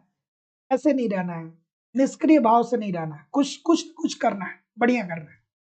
और कब अच्छा होगा? कब अच्छा होगा? जब मेहनत करेंगे, परिस्थितियां विपरीत होंगी। ठीक है, समय जो होगा वो आपको चैलेंज करेगा, बहुत विपरीत विपरीत परिस्थितियां आएंगी, बहुत डिफिकल्टी आएगी, लेकिन इन सारी बाधाओं को तोड़ते हुए जो आगे जाएगा ना, सफलता उसी को मिलने वाला है ना। चलिए इस प्रश्न का उत्तर करिए। ठीक है, क्या उत्तर होगा भाई? डी बोल रहे हैं, डी बोल रहे हैं। ठीक है, हाँ ये बात सच है यार कि देखिए, इस भारत देश में या इस पृथ्वी पे एक ही बात सत्य है और कोई बात सत्य है ही नहीं, है ना। कि जन्म हुआ है तो मृत्यु होगी, कौन अपना है कौन पराया है पूरी जिंदगी बीत जाती है ये पहचानने में, है ना। री इस समाज की सबसे बड़ी समस्या यही है कि आप क्या करेंगे कि जिसको अपना सबसे ज्यादा समय देंगे, जिसको आप सबसे ज्यादा मानेंगे, जिसके लिए आप सब कुछ करना चाहेंगे, वही क्या करेगा, एक न एक दिन आपको धोखा देके चला जाएगा। वो मैं ऐसा नहीं बोल रहा हूँ कि किसी केवल लड़के लड़की के कॉन्टेक्स्ट की बात नहीं कर रहा हूँ, वो चाहे फैमिली में भी हो, ये फैमिली में भी देखिए, देखिए फैमिली में भी कैसे क्या होता है, टकराव होता है, एक दूसरे से बिछड़ते हैं, क्या क्या होता है ना। तो ये सारे रिश्तों के साथ है। अगला, तो जितने लोग भी क्या बोल रहे हैं, डी बोल रहे हैं, सभी लोग का उत्तर यहाँ पे बिल्कुल ठीक है कि पूंजीवाद के अंतर्गत विकास प्रक्रिया को सृजनात्मक विध्वंस किसने किया? ये कहा सुम्पीटर साहब ने। Option number D this is the right answer हो जाएगा। इन्होंने क्या कहा भैया? इन्होंने इन्होंने क्या कहा सुम्पीटर साहब ने? कमेंट करके आप मुझे बताइए, कमेंट करके आप मुझे बताएंगे कि नहीं बताएंगे? बताइए, निम्नलिखित में से किस अर्थशास्त्री ने विकासशील अर्थव्यवस्था को मूलतः अस्थिर अर्थव्यवस्था कहा है? देखिए ये बात जितनी जल्दी हम लोग समझ जाएंगे, मतलब जितनी जल्दी इंसान समझ जाएगा उतना खुश रहेगा, है ना।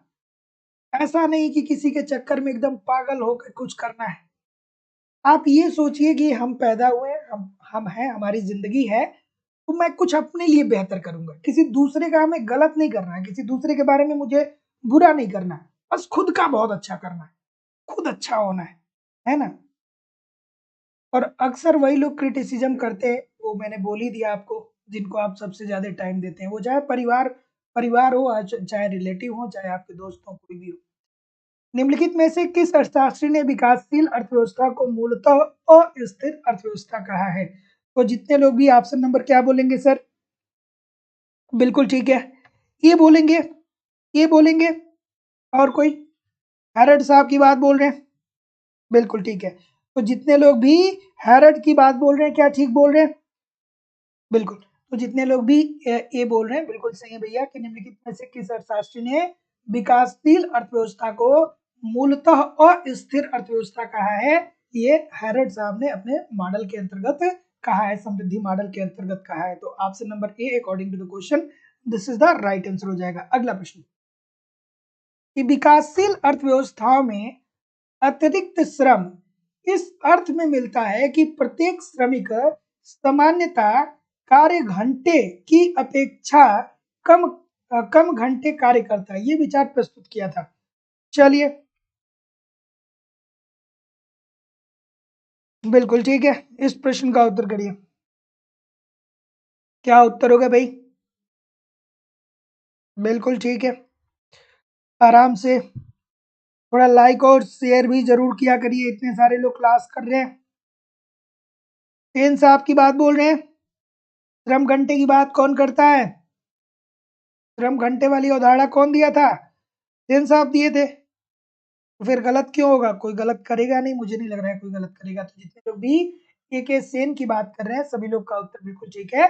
तो विकासशील अर्थव्यवस्था में अतिरिक्त श्रम इस अर्थ में मिलता है कि प्रत्येक श्रमिक सामान्य कार्य घंटे की अपेक्षा कम घंटे करता है। तो ऑप्शन नंबर जितने लोग भी डी बोल रहे हैं सभी लोग का उत्तर यहाँ पे बिल्कुल ठीक होगा। बिल्कुल हाँ, नोबेल प्राइज ये जीते हैं। अगला, बढ़िया बढ़िया प्रश्न है, बताइए। हैरेड के समृद्धि मॉडल में जी ए समृद्धि की वास्तविक दर को, जी डब्ल्यू समृद्धि की वांछित दर को तथा जी एन समृद्धि की प्राकृतिक दर को बताता है। समृद्धि दर स्थिर कब होगी ऐसी स्थिति में?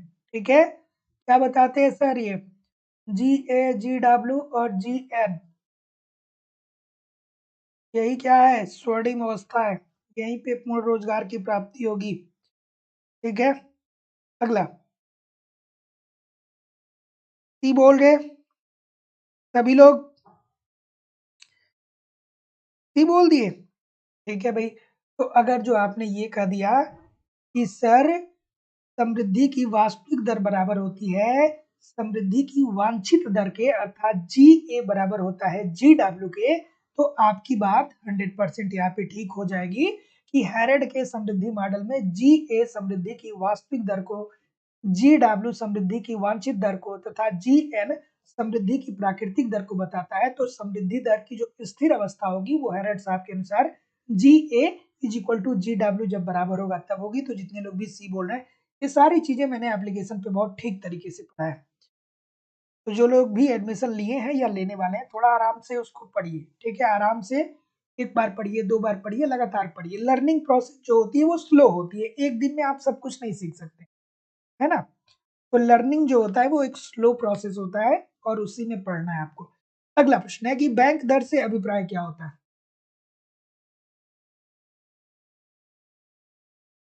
बैंक दर से क्या अभिप्राय होता है भाई? बिल्कुल ठीक है, ऑप्शन नंबर, ठीक है,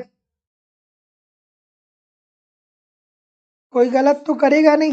ये तो रट गया होगा प्रश्न, ये प्रश्न तो आप रट गए होंगे। आने वाले 20, 25, 30 सालों में भी इस प्रश्न को आप भूलेंगे नहीं, क्योंकि मैं बार बार आपको बताता हूँ कि एक हो गया हमारा आरबीआई अर्थात देश का केंद्रीय बैंक, दूसरा हो गया व्यापारिक बैंक और वाणिज्यिक बैंक। ठीक है, बार बार इसलिए बता देता हूँ कि कोई नया आया हो तो उसको थोड़ा सा समझ में आएगा। और तीसरी जगह पे हम जनता होते हैं, हम लोग होते हैं। तो जब आरबीआई ऋण देता है किसको? व्यापारिक बैंक को, तो इसे क्या, जिस दर पे, जो दर ये लेता है, जिस दर पे ऋण देता है उसे हम बोलते हैं बैंक दर। बैंक दर बोलते हैं। और व्यापारिक बैंक या वाणिज्यिक बैंक जब हम लोग को ऋण देता है तो उसे हम क्या बोलते हैं? ब्याज दर बोलते हैं। और इसी में अगर जो अल्पकाल की बात हो जाएगी तो अल्पकाल जब आरबीआई व्यापारिक बैंक को अल्पकाल में देगा तो ये रेपो रेट हो जाएगा, और व्यापारिक बैंक आरबीआई को जब अल्पकाल में देगा तो ये रिवर्स रेपो रेट हो जाएगा। तो आई थिंक कि ये आप सब कुछ पता होगा आपको, तो जितने लोग भी डी बोल रहे हैं ठीक बोल रहे हैं। अगला, करापात के संबंध में निम्न में से कौन सा कथन सही है? चलिए भैया,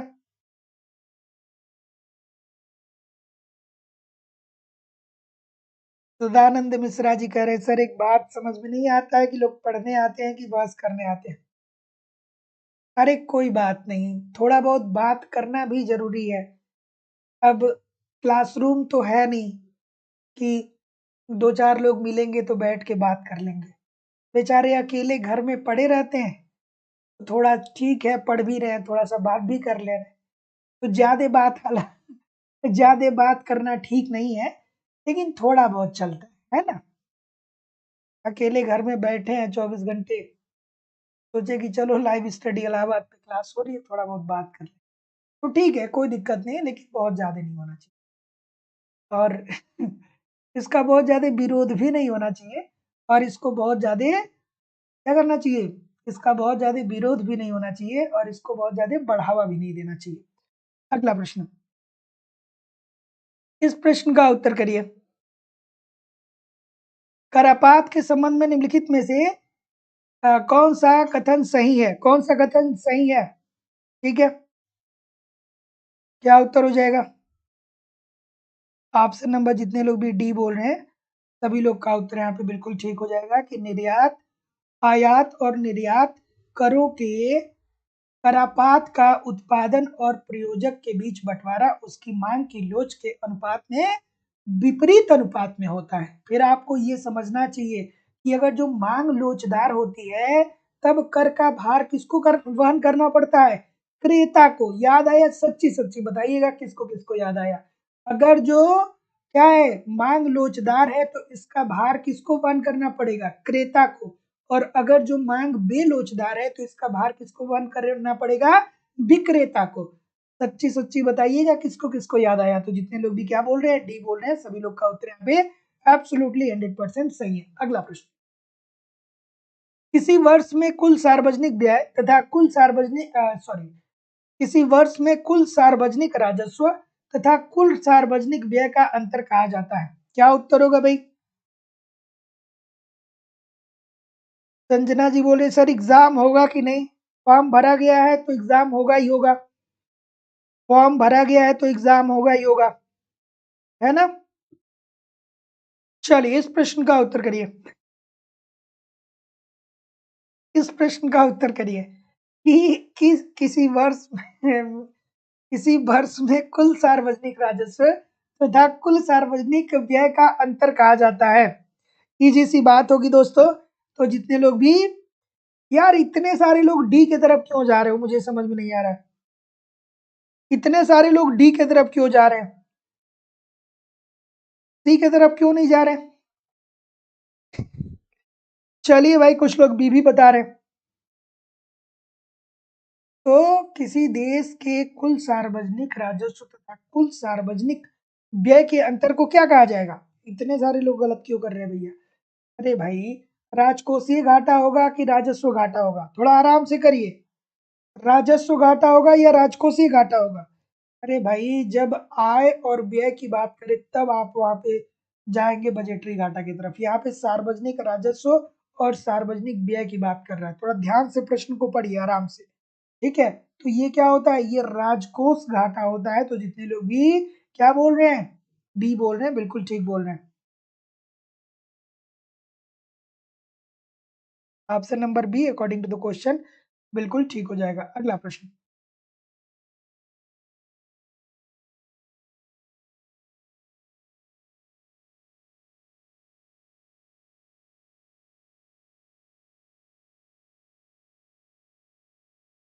चलिए, यदि पूर्ति पूर्तिया बेलोचदार है और मांग की लोच अधिक है तो अल्पकाल में किसी विशिष्ट बिक्री कर का करापात होगा। अभी मैं बात बात में ही आपको ये प्रश्न बताया, ठीक है? बिल्कुल, आराम से इस प्रश्न का उत्तर करिए। अभी मैंने आपको बताया है, अभी अभी अभी जस्ट मैंने बताया, इस प्रश्न का उत्तर मैंने अभी जस्ट आपको बताया। तो गलत होना चाहिए क्या? गलत कोई करेगा नहीं, ठीक है? तो देखिए ये क्या कर रहा है कि यदि पूर्तियां लोचदार है, पूर्ति जो है वो पूर्तियां लोचदार है और मांग की लोच अधिक है, तो अल्पकाल में किसी विशिष्ट बिक्री कर का करापात क्या होगा? पूर्तियां किसके ऊपर पड़ेगा? विक्रेताओं के ऊपर पड़ेगा, क्योंकि यहाँ पे बेलोचदार की बात हो रही है। अगर जो क्या होगा, अगर जो मान लीजिए सपोज दैट एक समझने के लिए कि अगर जो कोई ऐसी वस्तु है जो ऑलरेडी महंगी है या वो बहुत नेसेसरी नहीं है, अगर जो इनकी कीमतों को बढ़ाया जाएगा तो इसकी मांग में कमी आ जाएगी। तो ऐसी स्थिति में अगर जो पूर्तियां बेलोचदार है तो किसको वहन करना पड़ेगा? विक्रेता को। और अगर जो लोचदार होगी तो कौन वहन करेगा? क्रेता वहन करेगा। तो जितने लोग भी बी बोल रहे हैं बिल्कुल ठीक बोल रहे हैं। अगला प्रश्न, सभी लोग एक बार लाइक और शेयर जरूर कर दिया करिए। सभी लोगों से निवेदन है, इतने सारे लोग क्लास देख रहे हैं, लाइक और शेयर कर दीजिए। जिन लोगों ने भी चैनल को सब्सक्राइब नहीं किया है, चैनल को सब्सक्राइब करके बेल आइकन को क्लिक कर दीजिए। प्रत्येक दिन शाम को 7 बजे से आपकी क्लास होती है। चलिए बताइए, और मैं विश्वास से कर रहा हूँ कुछ दिन आप बस ईमानदारी से क्लासेस को देखते रहिए। इकोनॉमिक्स बहुत आसान आपको लगने लगेगा, बशर्ते आप थोड़ा सा समय दीजिए। अगला, सामाजिक वस्तुओं का प्रावधान समस्या पैदा करता है। सामाजिक वस्तुएं क्या होती है भैया? सामाजिक वस्तु क्या होगी? स्ट्रीट लैंप, सड़कों पे जो लैंप लगा हुआ है, आपके मोहल्ले में जो लैंप लगा हुआ है, सरकार के द्वारा वो हर वस्तु जो समाज के उपभोग के लिए बनाया गया है, वो क्या होती है? सामाजिक वस्तुएं होती हैं, ठीक है? जैसे स्ट्रीट लैंप की बात हम बोलते हैं, तो ऐसी वस्तुएं उपभोग में गैर प्रतियोगी होने की प्रवृत्ति रखती हैं। एब्सोल्युटली ठीक है। अगर जो आपके मोहल्ले में लैंप गवर्नमेंट ने लगवाया है उजाले के लिए, तो ऐसा नहीं कि केवल आप ही इससे उजाला लेंगे, पड़ोसी नहीं लेगा। पड़ोसी भी लेगा, आप भी लेंगे, भले से दुश्मनी हो आप दोनों लोगों में, ठीक है? अगला है कि व्यक्तिगत व्यक्तिगत उपभोक्ता अधिमान के संदर्भ में प्रकट नहीं करता है। बिल्कुल ठीक है भैया। जो बहुत ज्यादा अमीर होगा वो क्या होगा कि हो सकता है कि अपने दरवाजे पे ऑलरेडी वो लैंप लगवाया हो, तो उस कोई जरूरी नहीं है कि सार्वजनिक वस्तु से उसे लाभ मिलेगा, ठीक है? हाँ, गरीब हो सकता है, उसको लाभ मिल सकता है, लेकिन जो ऑलरेडी अपने घर पे लगवाया है उसको उससे कोई बहुत लाभ नहीं मिलेगा। बाजार प्रक्रिया ऐसे वस्तुओं के प्रावधान के लिए उचित नहीं होती है। बिल्कुल ठीक है, ऐसे वस्तुओं के लिए बाजार का प्रावधान नहीं होता। जितने लोग भी डी बोल रहे हैं सभी लोग का उत्तर ठीक है। अगला प्रश्न, निम्नलिखित में से कौन वित्तीय नीति का उद्देश्य नहीं है? वित्तीय नीति कौन अपनाता है सर? क्या उत्तर होगा? अगला प्रश्न, वित्तीय नीति कौन अपनाता है? ठीक है, ऑप्शन नंबर डी बोलेंगे क्या सर? एक तो होता है मौद्रिक नीति, दूसरी होती है राजकोषीय नीति। मौद्रिक नीति कौन अपनाता है? हमारा केंद्रीय बैंक आरबीआई। और राजकोषीय नीति कौन अपनाता है? हमारा हमारी गवर्नमेंट। तो क्या उत्तर होगा सर? ऑप्शन नंबर, बढ़िया सा प्रश्न है, बढ़िया सा मजेदार सा है। तो जितने लोग भी डी बोल रहे हैं सर सभी लोग का उत्तर ठीक हो जाएगा।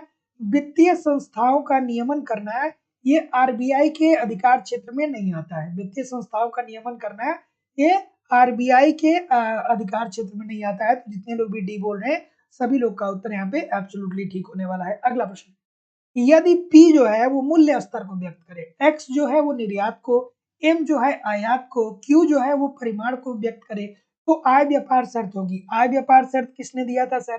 किसको किसको याद आया? डोरेंस ने दिया था। डोरेंस ने दिया था। आय व्यापार शर्त की बात कौन किया था? डोरेंस ने किया था। चलिए, कौन सा फॉर्मूला उन्होंने बताया था आप मुझे बताएंगे? ऑप्शन नंबर क्या होगा? बिल्कुल ठीक है, बिल्कुल सही है। तो क्या है? पी जो है वो मूल्य स्तर को इंडिकेट करे, एक्स जो है वो निर्यात को, एम जो है वो आयात को, तथा क्यू जो है वो परिमाण को। तब क्या होगा सर? ऑप्शन नंबर ए जितने लोग भी आप बोलेंगे सभी लोग का उत्तर ठीक होगा सर। पी एक्स अपन P M into Q X. तो जितने लोग भी ए बोल रहे हैं आई डोंट थिंक सो कि कोई गलत करेगा, इतना तो तैयार कर ही दिया गया। ये प्रश्न बहुत आसान है भैया कि एक्स और ओलिन के अनुसार दो देशों के बीच व्यापार होने का कारण क्या है? देखिए कितनी आसान, देखिए अगर जो इसको थोड़ा सा ध्यान से माइंड से समझेंगे तो बहुत आसान प्रश्न। जैसे बहुत सारे लोग बस हवा में पढ़ते चले जाते हैं। देखिए हेक्सर ओलिन के अनुसार दो देश व्यापार क्यों करेंगे?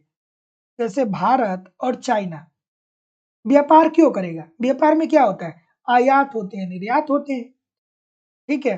तो आयात किसी वस्तु का इसलिए हम लोग करते हैं कि उसकी पूर्ति हम खुद अपने देश में नहीं कर पाते, और निर्यात हम इसलिए करते हैं ताकि हमारे देश में निर्मित वस्तुएं दूसरे देश में जाकर के बिके, जिससे हमें लाभ मिले।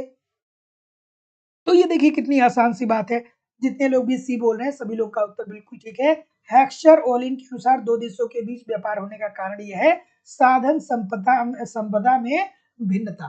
क्या कहते हैं हेक्सर ओलिन साहब? कहते हैं ना कि जिस जो जो साधन प्रचुर मात्रा में आपके देश में विद्यमान है, इन्हीं साधनों का उपयोग कर करके आप उत्पादन करिए और फिर क्या करिए? व्यापार करिए या निर्यात करिए। तो जितने लोग भी सी बोलेंगे ठीक बोलेंगे, बच्चों वाली बात है। अगला प्रश्न बहुत इंपॉर्टेंट है, कई बार पूछा गया है कि भारत में योजना आयोग एवं राष्ट्र में गरीबी का अनुमान लगाने के लिए किसके सूत्र का प्रयोग किया जाता है? बढ़िया सा प्रश्न। और दोस्तों लाइव स्टडी इलाहाबाद के मोबाइल एप्लीकेशन पे इकोनॉमिक्स की आपकी दूसरी क्लास चल रही है। यहाँ पे ए टू जेड इकोनॉमिक्स के सारे कॉन्सेप्ट पढ़ाए जा रहे हैं, कंप्लीट इकोनॉमिक्स के नोट्स दिए जा रहे हैं, टेस्ट सीरीज, प्रीवियस ईयर के क्वेश्चन पेपर और करंट सब कुछ प्रोवाइड कराना हमारी जिम्मेदारी है। ईमानदारी से एप्लीकेशन पे इन सारी चीजों को पढ़ते रहिए, यूट्यूब पे प्रैक्टिस करते रहिए, कहीं भी इधर उधर से कुछ भी कलेक्ट करने की जरूरत नहीं होगी। डिस्क्रिप्शन बॉक्स में एप्लीकेशन का लिंक है, एप्लीकेशन को डाउनलोड करके डायरेक्ट वहां पे से कोर्स को परचेज कर सकते हैं, या कोई भी इंक्वायरी हो तो इस नंबर पे कॉल या व्हाट्सएप मैसेज कर सकते हैं। चलिए बताइए इस प्रश्न का उत्तर। तो जैसा कि मैं देख पा रहा हूँ टीडी लकड़वाड़ा, टीडी लकड़वाड़ा समिति थी, बिल्कुल ठीक है भाई। तो जितने लोग भी सी बोल रहे हैं सभी लोग का उत्तर यहाँ पे बिल्कुल ठीक है, सी बोल रहे हैं ना? हाँ, तो जितने लोग भी सी बोल रहे हैं सभी का उत्तर ठीक है कि भारत में योजना आयोग राष्ट्रों में गरीबी का अनुमान लगाने के लिए जिसके सूत्र का प्रयोग करता है वो है टीडी लकड़वाड़ा। ऑप्शन नंबर सी बिल्कुल सही है। अगला, कामगार राज्य बीमा अधिनियम के अंतर्गत लाभान्वित होने वाले मासिक मजदूरी की उच्चतम सीमा वर्तमान में क्या है? बहुत आसान सा प्रश्न है ये, लेकिन ये जो प्रश्न का उत्तर करेगा वो जीनियस होगा। जीनियस की श्रेणी में उसको डाला जाएगा जो इस प्रश्न का उत्तर सही करेगा। चलिए, इस प्रश्न का अगर जो आप सही उत्तर करते हैं तो आप कहां पे जाएंगे? जीनियस की श्रेणी में जाएंगे। क्या उत्तर होगा भाई? अफसाना सिद्दीकी जी कह रही हैं सर जी 21,000 है वर्तमान समय में। हाँ भाई, और कोई? 21,000 के अलावा और कोई है? नहीं है? नहीं है ना? कोई नहीं है? ठीक है, याद रखिएगा कि करंट में ये जो डाटा है वो अब क्या हो गया है? 21,000 हो गया है। ठीक है, तो कामगार राज्य बीमा अधिनियम के अंतर्गत लाभान्वित होने हेतु मासिक मजदूरी की जो उच्चतम सीमा है वो कितनी है? 21,000 है। तो जितने लोग भी यहाँ पे ऑप्शन नंबर क्या बोल रहे हैं, जितने लोग भी ऑप्शन नंबर ई बोलेंगे सभी लोग का उत्तर ठीक होगा। तो याद रखिएगा वर्तमान का डाटा है, ऑप्शन में नहीं दिया गया है। तो कामगार राज्य बीमा अधिनियम के अंतर्गत लाभान्वित होने वाले मासिक मजदूरों की जो उच्चतम सीमा होती है वो उच्चतम जो सीमा है वो वर्तमान में कितनी है? 21,000 है। अगला, निर्यात मूलक इकाइयां EOU वे फर्में होती हैं जिनसे आशा की जाती है कि वे, बहुत प्यारा सा प्रश्न है। मुझे नहीं लग रहा है कि ये प्रश्न आपने बहुत इकोनॉमिक्स में देखे होंगे, ठीक है, या इसकी बहुत प्रैक्टिस किए होंगे। मैं विश्वास से कह सकता हूँ कि ऐसे प्रश्न दोस्तों आपको लाइव स्टडी इलाहाबाद के यूट्यूब चैनल पे ही मिलेंगे और निरंतर मिलते रहेंगे। तब तक मिलेंगे जब तक आप एलेक्स ले नहीं लेते, है ना? देखिए कितना प्यारा सा प्रश्न है, मजेदार सा। क्या उत्तर होगा भाई? कुछ लोग बी बोल रहे हैं, कुछ लोग सी बोल रहे हैं, और कोई? बिल्कुल ठीक है,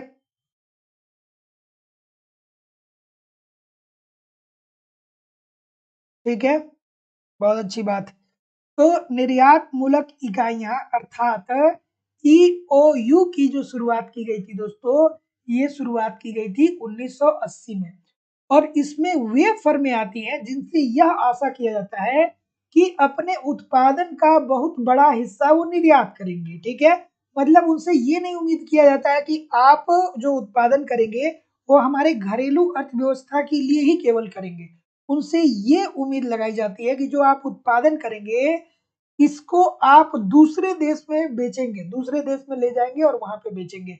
तो जितने लोग भी यहाँ पे बी बोलेंगे दोस्तों, सभी लोग का उत्तर यहाँ पे एब्सोल्युटली 100% ठीक हो जाएगा। अगला प्रश्न, गोकुल ग्राम योजना किस राज्य सरकार द्वारा चलाई जा रही है? ये बढ़िया सा प्रश्न है। बिल्कुल ठीक है। तो देखिए दोस्तों, गोकुल ग्राम योजना के तहत जो गांव आएगा, इस योजना में के अंतर्गत जिन गांवों को शामिल किया जाएगा, उन गांव को 15 लाख रुपए मिलेंगे, ताकि ये गांव क्या हो सके, आत्मनिर्भर हो सके। बात याद रखिएगा, आत्मनिर्भर बनाने के लिए, ठीक है, आत्मनिर्भर बनाने के लिए, निर्धर मैंने लिख दिया, ठीक है। तो जितने लोग भी गुजरात की बात करेंगे सर, एब्सोल्युटली आपकी बात ठीक है कि गोकुल ग्राम योजना किस राज्य सरकार द्वारा चलाई जा रही है, तो ये गुजरात के द्वारा चलाया जा रहा है। इसके अंतर्गत आपको 15 लाख रुपए दिए जाएंगे, ताकि गांव को क्या किया जा सके, आत्मनिर्भर बनाया जा सके। अगला प्रश्न बहुत इंपॉर्टेंट है कि मुद्रा अपना कार्य ठीक प्रकार से करती है यदि, मुद्रा अपना कार्य किस प्रकार, कब ठीक प्रकार से करेगी? चलिए भैया, ये तो कॉमन सेंस की बात है। ये प्रश्न जो है ना, ये कॉमन सेंस का प्रश्न है। आप बहुत आसानी से इस प्रश्न को उत्तर करेंगे, और मैं विश्वास से बता रहा हूं कि आज के बाद कभी आप गलत नहीं करेंगे इस प्रश्न को। चलिए, ऑप्शन नंबर ए बोल रहे हैं सभी लोग, बहुत अच्छी बात है सर, बिल्कुल ठीक है। तो देखिए, मुद्रा अपना कार्य ठीक प्रकार से करेगी, कब ठीक प्रकार से करेगी, कि जब इसका बाह्य मूल्य इसका वास्तविक मूल्य के बराबर हो, ठीक है। अर्थात अगर जो 1 रुपए, 1 रुपए सुनिए ध्यान से, 1 रुपए के सोने का सिक्का अगर जो चला दिया जाए, तो 1 रुपए को बनाने में जितना सोना लगेगा, इसकी वैल्यू बहुत ज्यादा होगी, ठीक है, हजारों में होगी। तो ऐसी स्थिति में लोग क्या करेंगे कि सोने का सिक्का अपने पास रखने लगेंगे, और फिर उसको पिघला करके सोना के रूप में बेच देंगे। तो इस तरीके से मुद्रा ठीक तरीके से कार्य नहीं करेगी। जब जब गुप्त काल आपने पढ़ा होगा, या जब आप मौर्यों के बारे में पढ़े होंगे, तो उन्होंने सोने के सिक्के चलाए, लेकिन उनके सामने यही समस्या आई कि क्या हुआ कि लोग स्टोर करने लगे, तो फिर क्या हुआ कि उनका उन्हें चेंज करना पड़ा। बाद में चल के जब सातवाहन आए, तो इसीलिए उन्होंने क्या किया, शीशे के सिक्के चलाए। तो अगर जो जैसे 1 रुपए की जो 1 रुपए का जो सिक्का है, इसमें मान लीजिए कि अगर जो जितना चांदी लगा है, उतना इसी 1 रुपए के सिक्के को के चांदी को जब आप पिघलाएंगे, तो उसकी भी वैल्यू 1 रुपए के बराबर ही होनी चाहिए, ठीक है। तो इसका बाह्य मूल्य वास्तविक मूल्य के बराबर हो, इसमें सर्वमान्यता का गुण हो, कहीं भी जाइए मान लिया जाए कि हाँ भैया ठीक। 1 सेकंड रुक जाइए, बिल्कुल ठीक है, 1 सेकंड रुक जाइए। इसमें क्या बोल रहा है, इसका बाह्य मूल्य वास्तविक मूल्य के बराबर हो, नहीं बाह्य मूल्य नहीं, इसका आंतरिक मूल्य होना चाहिए दोस्तों यहाँ पे। तो ये तो गलत हो गया, ये गलत हो गया। इसमें सर्वमान्यता का गुण हो, ठीक है, और इसका मूल्य सापेक्षिक रूप से स्थिर हो। तो जितने लोग भी बी और सी बोलेंगे, सभी लोग का उत्तर यहाँ पे बिल्कुल ठीक है। सॉरी, वाह ये मैंने साथ बोल दिया होगा, तो वाह की जगह पे आंतरिक होना चाहिए, ठीक है, पर ध्यान दीजिएगा। अगला प्रश्न, कि कौन सी मुद्रा वह परिसंपत्ति है जो यद्यपि मूल्य संचय के रूप में कार्य करती है, किंतु आसानी से नगदी में परिवर्तित की जा सकती है, अर्थात विनिमय के माध्यम के रूप में प्रयोग की जा सकती है। बढ़िया सा प्रश्न है, इस प्रश्न का उत्तर करिए। ऑप्शन नंबर, हाँ हाँ भाई, ये गलत है, मैं मान लिया आपकी बात की ये गलत है ना। चलिए बताइए इस प्रश्न का उत्तर, क्या उत्तर होगा? इसे क्या बोलते हैं सर? रीति कुमारी जी, ज्ञानेंद्र मिश्रा जी, सुरेंद्र सिंह जी, विकास कुमार मिश्रा जी, चलिए भैया, आरती जी, सदानंद जी, सोहन जी, शांति जी, राजन जी, रुचि वर्मा जी, चलिए बी बोलेंगे क्या सर सभी लोग? बिल्कुल ठीक है।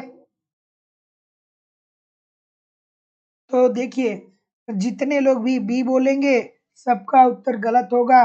जितने लोग भी सी बोलेंगे सबका उत्तर बिल्कुल सही होगा। तो ध्यान से देखिएगा कि कौन सी मुद्रा वह परिसंपत्ति है जो यद्यपि मूल्य संचय के रूप में कार्य करती है, मूल्य का संचय करती है, किंतु आसानी से नकदी में परिवर्तित की जा सकती है, अर्थात विनिमय के माध्यम के रूप में भी प्रयोग किया जाता है। इसे बोलते हैं दोस्तों सदृश्य मुद्रा।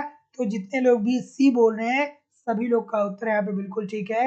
ये लोग जो यथार्थ मुद्रा बोल रहे हैं ना, इसमें आंतरिक और बाह्य मूल्य दोनों बराबर होता है। ठीक है, थोड़ा ध्यान से देखिए। अगला प्रश्न, मांग प्रोत्साहित स्फीति का कारण क्या है? देखिए स्फीति का मतलब क्या होता है, मुद्रा स्फीति का मतलब क्या होता है? मुद्रा स्फीति का मतलब ये होता है कि वस्तुओं की कीमतें बढ़ती हैं, अर्थात महंगाई में वृद्धि, महंगाई अर्थव्यवस्था में आया है तो कीमतों का बढ़ना ही क्या कहलाता है? महंगाई कहलाता है। ठीक है, कीमतों में अगर जो लगातार वृद्धि हो रही है तो ये महंगाई हो रही है।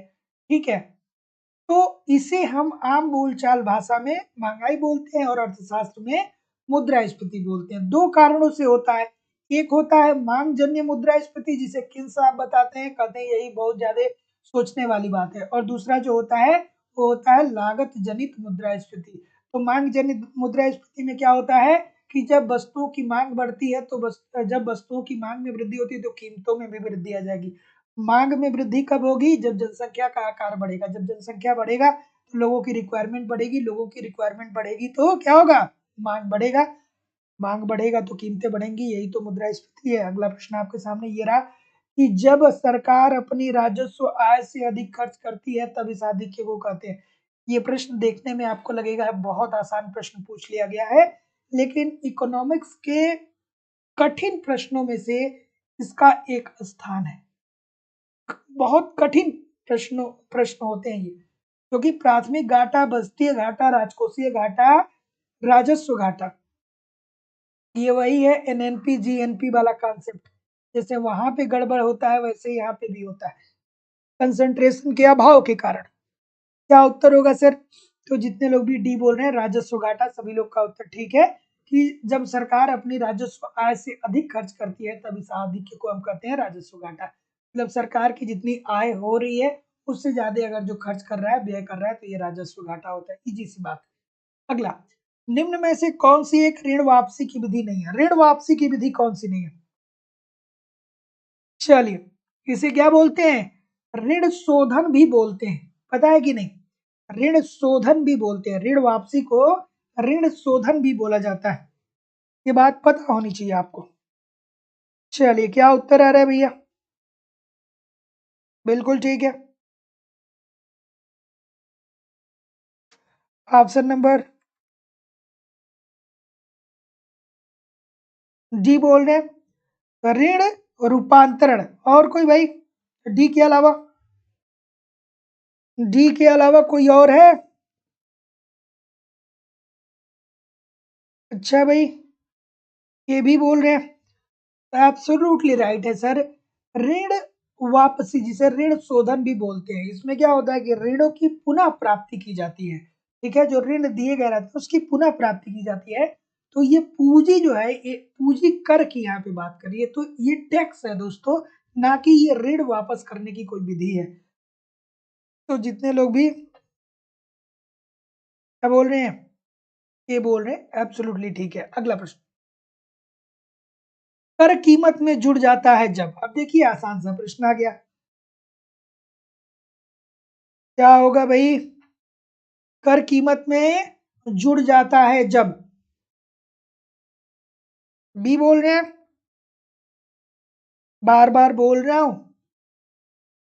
कीमत में कब जुड़ेगा सर? कर कीमत में जुड़ने का मतलब क्या है? थोड़ा ध्यान से सोचिए। कर कीमत में जुड़ने का मतलब क्या होगा कि जो हमारा टैक्स है ये कीमत में भी जुड़ेगा। देखिए, अर्थात अगर जो सरकार ने 10 रुपया टैक्स ज्यादा बढ़ा दिया है और कीमत ऑलरेडी पहले से कितनी थी? 20 रुपए थी, तो अब ये 30 रुपए किसको वहन करना पड़ेगा? कितने सारे लोग गलत कर रहे हैं। बार बार बार बार बार बार मैं यही आपको बता रहा हूं कि अगर जो पूर्तिया लोचदार है, अर्थात जब लोचदार होगा इट मीन्स इसका मान मतलब ये है कि जो क्रेता है ना उसको रिक्वायरमेंट है, वो उपभोग करेगा ही करेगा। ठीक है, तो उपभोग करेगा तो ऐसी स्थिति में उत्पादक जो होता है अर्थात जो विक्रेता होता है, इस टैक्स जो टैक्स सरकार बढ़ाता है उसी टैक्स को ऐड भी कर देगा, तो जो क्या होगा,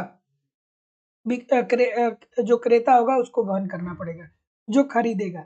जैसे आप देखते हैं गुटखा, ठीक है, गुटखा कंपनियों के बारे में आप देखते हैं, जैसे क्या होता है ना कि जब बड़े बड़े एक्टर, जैसे मान लीजिए कि अजय देवगन हो गए, शाहरुख खान साहब हो गए, ये लोग जब एडवर्टाइजमेंट करते हैं ना तो करोड़ों रुपए लेते हैं। लेकिन ये करोड़ों रुपए जो है ना, वो ऐसा नहीं है कि वो कोई कंपनी अपने जेब से देती है। जब वो गुटखा बनाती है ना, तो वर्तमान समय में गुटखे 10-10 रुपए के मिलने लगे, कुछ गुटखे 20-20 रुपए के मिल रहे हैं। तो गुटखा इतना महँगा कैसे हो गया भाई? तो ये महँगा इसलिए हो गया कि उसमें बड़े-बड़े एक्टरों को दिखा दिया गया है कि केसर का स्वाद आ रहा है, कोई उड़ रहा है, ठीक है? तो लोग क्या कर रहे हैं, अब जो गुटखा खाने का आदी हो चुका है, वो क्या करेगा? भैया वहन करेगा। एडवर्टाइज किए कौन?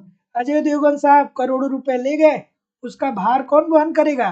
जो खरीदेगा वो करेगा। क्यों? क्योंकि उसको लत पड़ी है खाने की, ठीक है? और यही काम अगर जो और किसी चीज में हो जाएगा, जिसकी मांग बेलोचदार है, उससे कोई असर नहीं पड़ेगा। तो जितने लोग भी ऑप्शन नंबर बी बोल रहे हैं, ठीक बोल रहे हैं। अगला,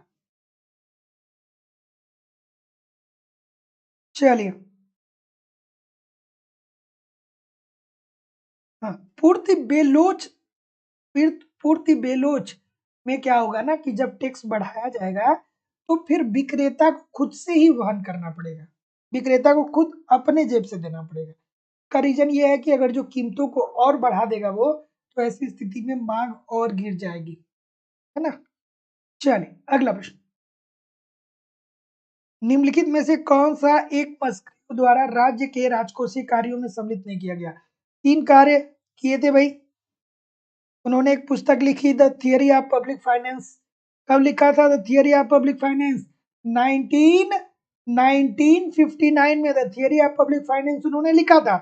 उसमें उन्होंने राज्य के अर्थात देश के तीन कार्य बताए थे। विनियोग का कार्य, आप विनियोग करिए, उत्पादन करिए, और उपभोग का कार्य। वितरण का कार्य नहीं बताया था, वितरण नियम के अंतर्गत इन तीन बातों को बताया था। तो जितने लोग भी ऑप्शन नंबर डी बोल रहे हैं बिल्कुल ठीक बोल रहे हैं। सर कितने बजे तक क्लास होगी? अगर जो मैं 2 घंटे लगातार बोल रहा हूँ और आपको क्लास ले रहा हूँ, तो मैं नहीं थक रहा हूँ, तो मोबाइल आगे करके क्वेश्चन को अटेम्प्ट करने में आप कैसे थक जा रहे हैं भाई?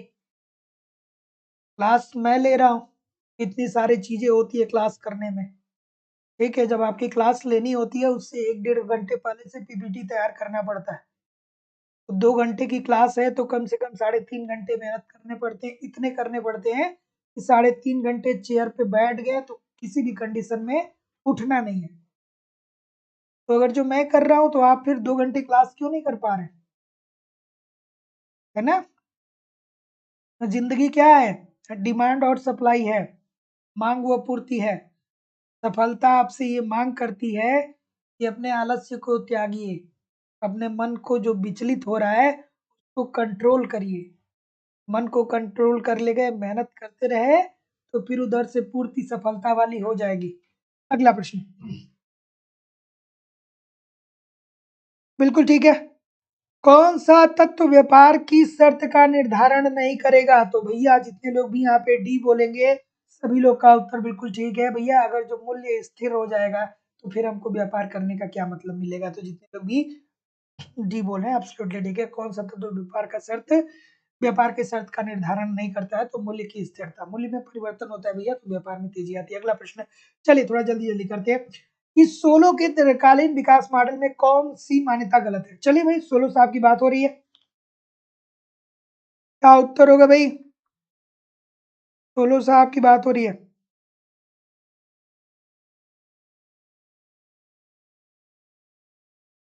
चलिए इस प्रश्न का उत्तर करिए, क्या उत्तर होगा भाई? सोलो की बात हो रही है, कि बोलेंगे क्या? सबको बोलना चाहिए। ये क्या कहते हैं?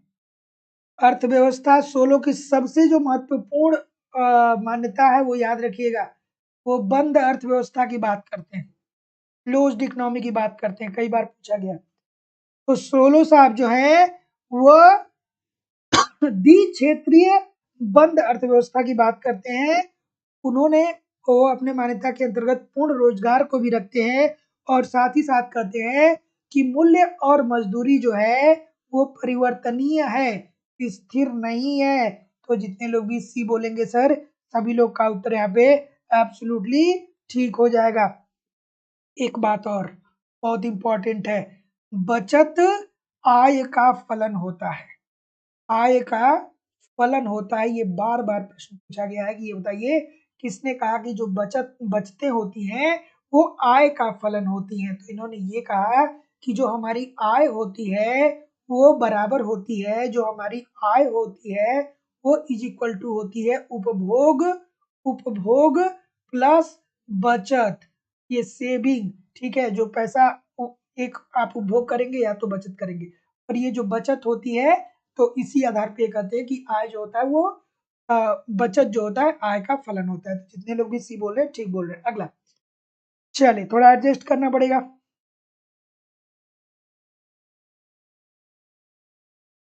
असंतुलित विकास सिद्धांत के अंतर्गत अलग अलग क्षेत्रों में विस्तार अलग अलग दरों पर विकास होता है, यह आर्थिक क्षेत्रों में अंतर्निर्भरता के सार्थक उपयोग की अनुमति देता है। ये तो आपको समझ में आया होगा, ये नहीं समझ में आया होगा, चलिए बताइए। ठीक है, चलिए ऑप्शन नंबर, जितने लोग भी क्या बोलेंगे? असंतुलित विकास, असंतुलित विकास सिद्धांत किसने दिया था? किसने? हर्समैन ने। अर्थव्यवस्था में जितने भी क्षेत्र हैं सारे क्षेत्रों में समान रूप से निवेश नहीं करिए, अर्थव्यवस्था में उन क्षेत्रों में निवेश करिए जिन क्षेत्रों में लाभ की प्राप्ति ज्यादा हो रही है, और फिर जहां जब आप लाभ कमाइए तब बाकी के जो क्षेत्र हैं उस पर निवेश करिए। तो ऐसी स्थिति में जितने लोग भी क्या बोलेंगे कि असंतुलित विकास के अंतर्गत अलग अलग क्षेत्रों में विस्तार अलग अलग दरों पर विकास होता है, क्या ये बात सही है? क्या ये बात सही है? ध्यान से देखिए, असंतुलित विकास सिद्धांत के अंतर्गत अलग अलग क्षेत्रों में विस्तार अलग अलग दरों पर होता है। ध्यान से देखिए भाई, ध्यान से देखिए, गलतियां बहुत हो रही हैं। ठीक है,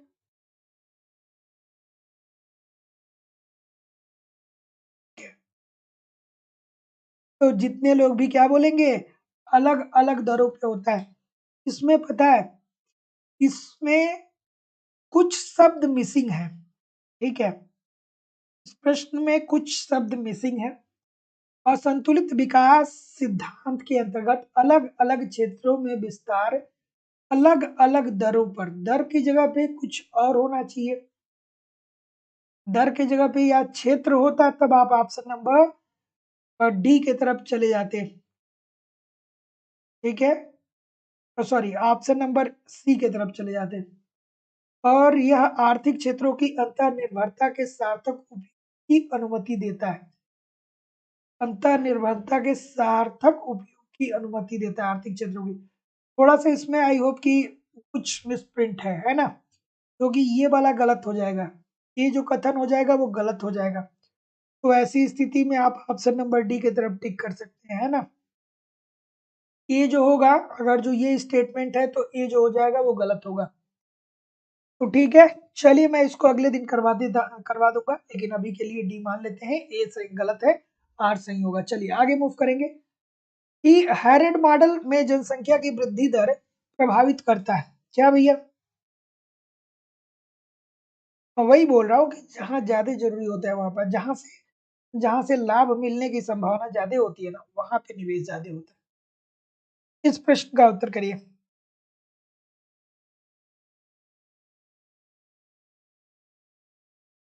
क्या उत्तर आ रहा है भैया?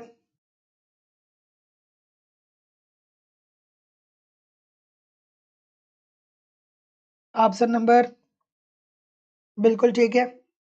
तो जितने लोग भी क्या बोल रहे हैं, डी क्यों बोल रहे हैं सर? डी क्यों बोल रहे हैं, ए क्यों नहीं बोल रहे हैं? डी क्यों बोल रहे हैं, ए क्यों नहीं बोल रहे हैं? समृद्धि की प्राकृतिक दर को, हैरड मॉडल में जनसंख्या की वृद्धि दर केवल और केवल समृद्धि की प्राकृतिक दर को प्रभावित करता है दोस्तों। ठीक है, तो जितने लोग भी ए बोलेंगे, थोड़ा हैरड डोमर से आपको फिर एक बार पढ़ लीजिएगा। ठीक है, तो जितने लोग भी ए बोल रहे हैं बिल्कुल ठीक है। अगला है, हैरड मॉडल में निवेश मांग इनमें से किसका निर्धारण है? क्या उत्तर होगा भाई? चलिए, ठीक, क्या उत्तर होगा? बी बोल रहे हैं। तो हैरड मॉडल में निवेश मांग निम्नलिखित से किसका निर्धारण है? तो राष्ट्रीय आय में परिवर्तन की दर को। अब देखिए दोस्तों, ये ऐसे प्रश्न है जहां पे आपको क्या करना पड़ेगा, पूरा कॉन्सेप्ट पढ़ना पड़ेगा। इसको 2-4 लाइन में सारी चीजें कंफर्म नहीं हो पाएंगी, कॉन्सेप्ट पढ़ना पड़ेगा। बार बार बोलता हूँ, कुछ थियरी ऐसी है जिसको लगातार पढ़ते रहिए, हैरड डोमर साहब को पढ़ते रहिए, सोलो साहब को पढ़ते रहिए, आप रिकार्डो को पढ़िए, मार्शल को पढ़िए, किन्स को पढ़िए, इन लोगों को लगातार पढ़ते रहिए। जितनी बार आप पढ़ेंगे ना, उतनी बार आपको कुछ नया देखने को मिलेगा, और उतनी बार आपको क्या होगा ना कि मतलब कुछ ऐसा आपका जो कंफ्यूजन होगा वो दूर होगा। अगला है मिजरी इंडेक्स प्रदर्शित करता है। मिजरी इंडेक्स क्या होता है सर? मिजरी इंडेक्स क्या होता है?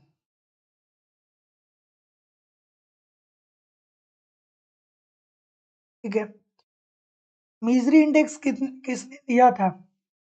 आर्थर आर्थर ओकुन के द्वारा। क्या उत्तर आ रहा है सर?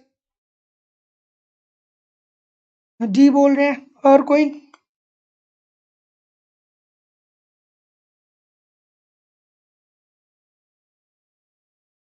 डी क्या बोल रहे हैं? डी क्यों नहीं क्यों बोल रहे हैं?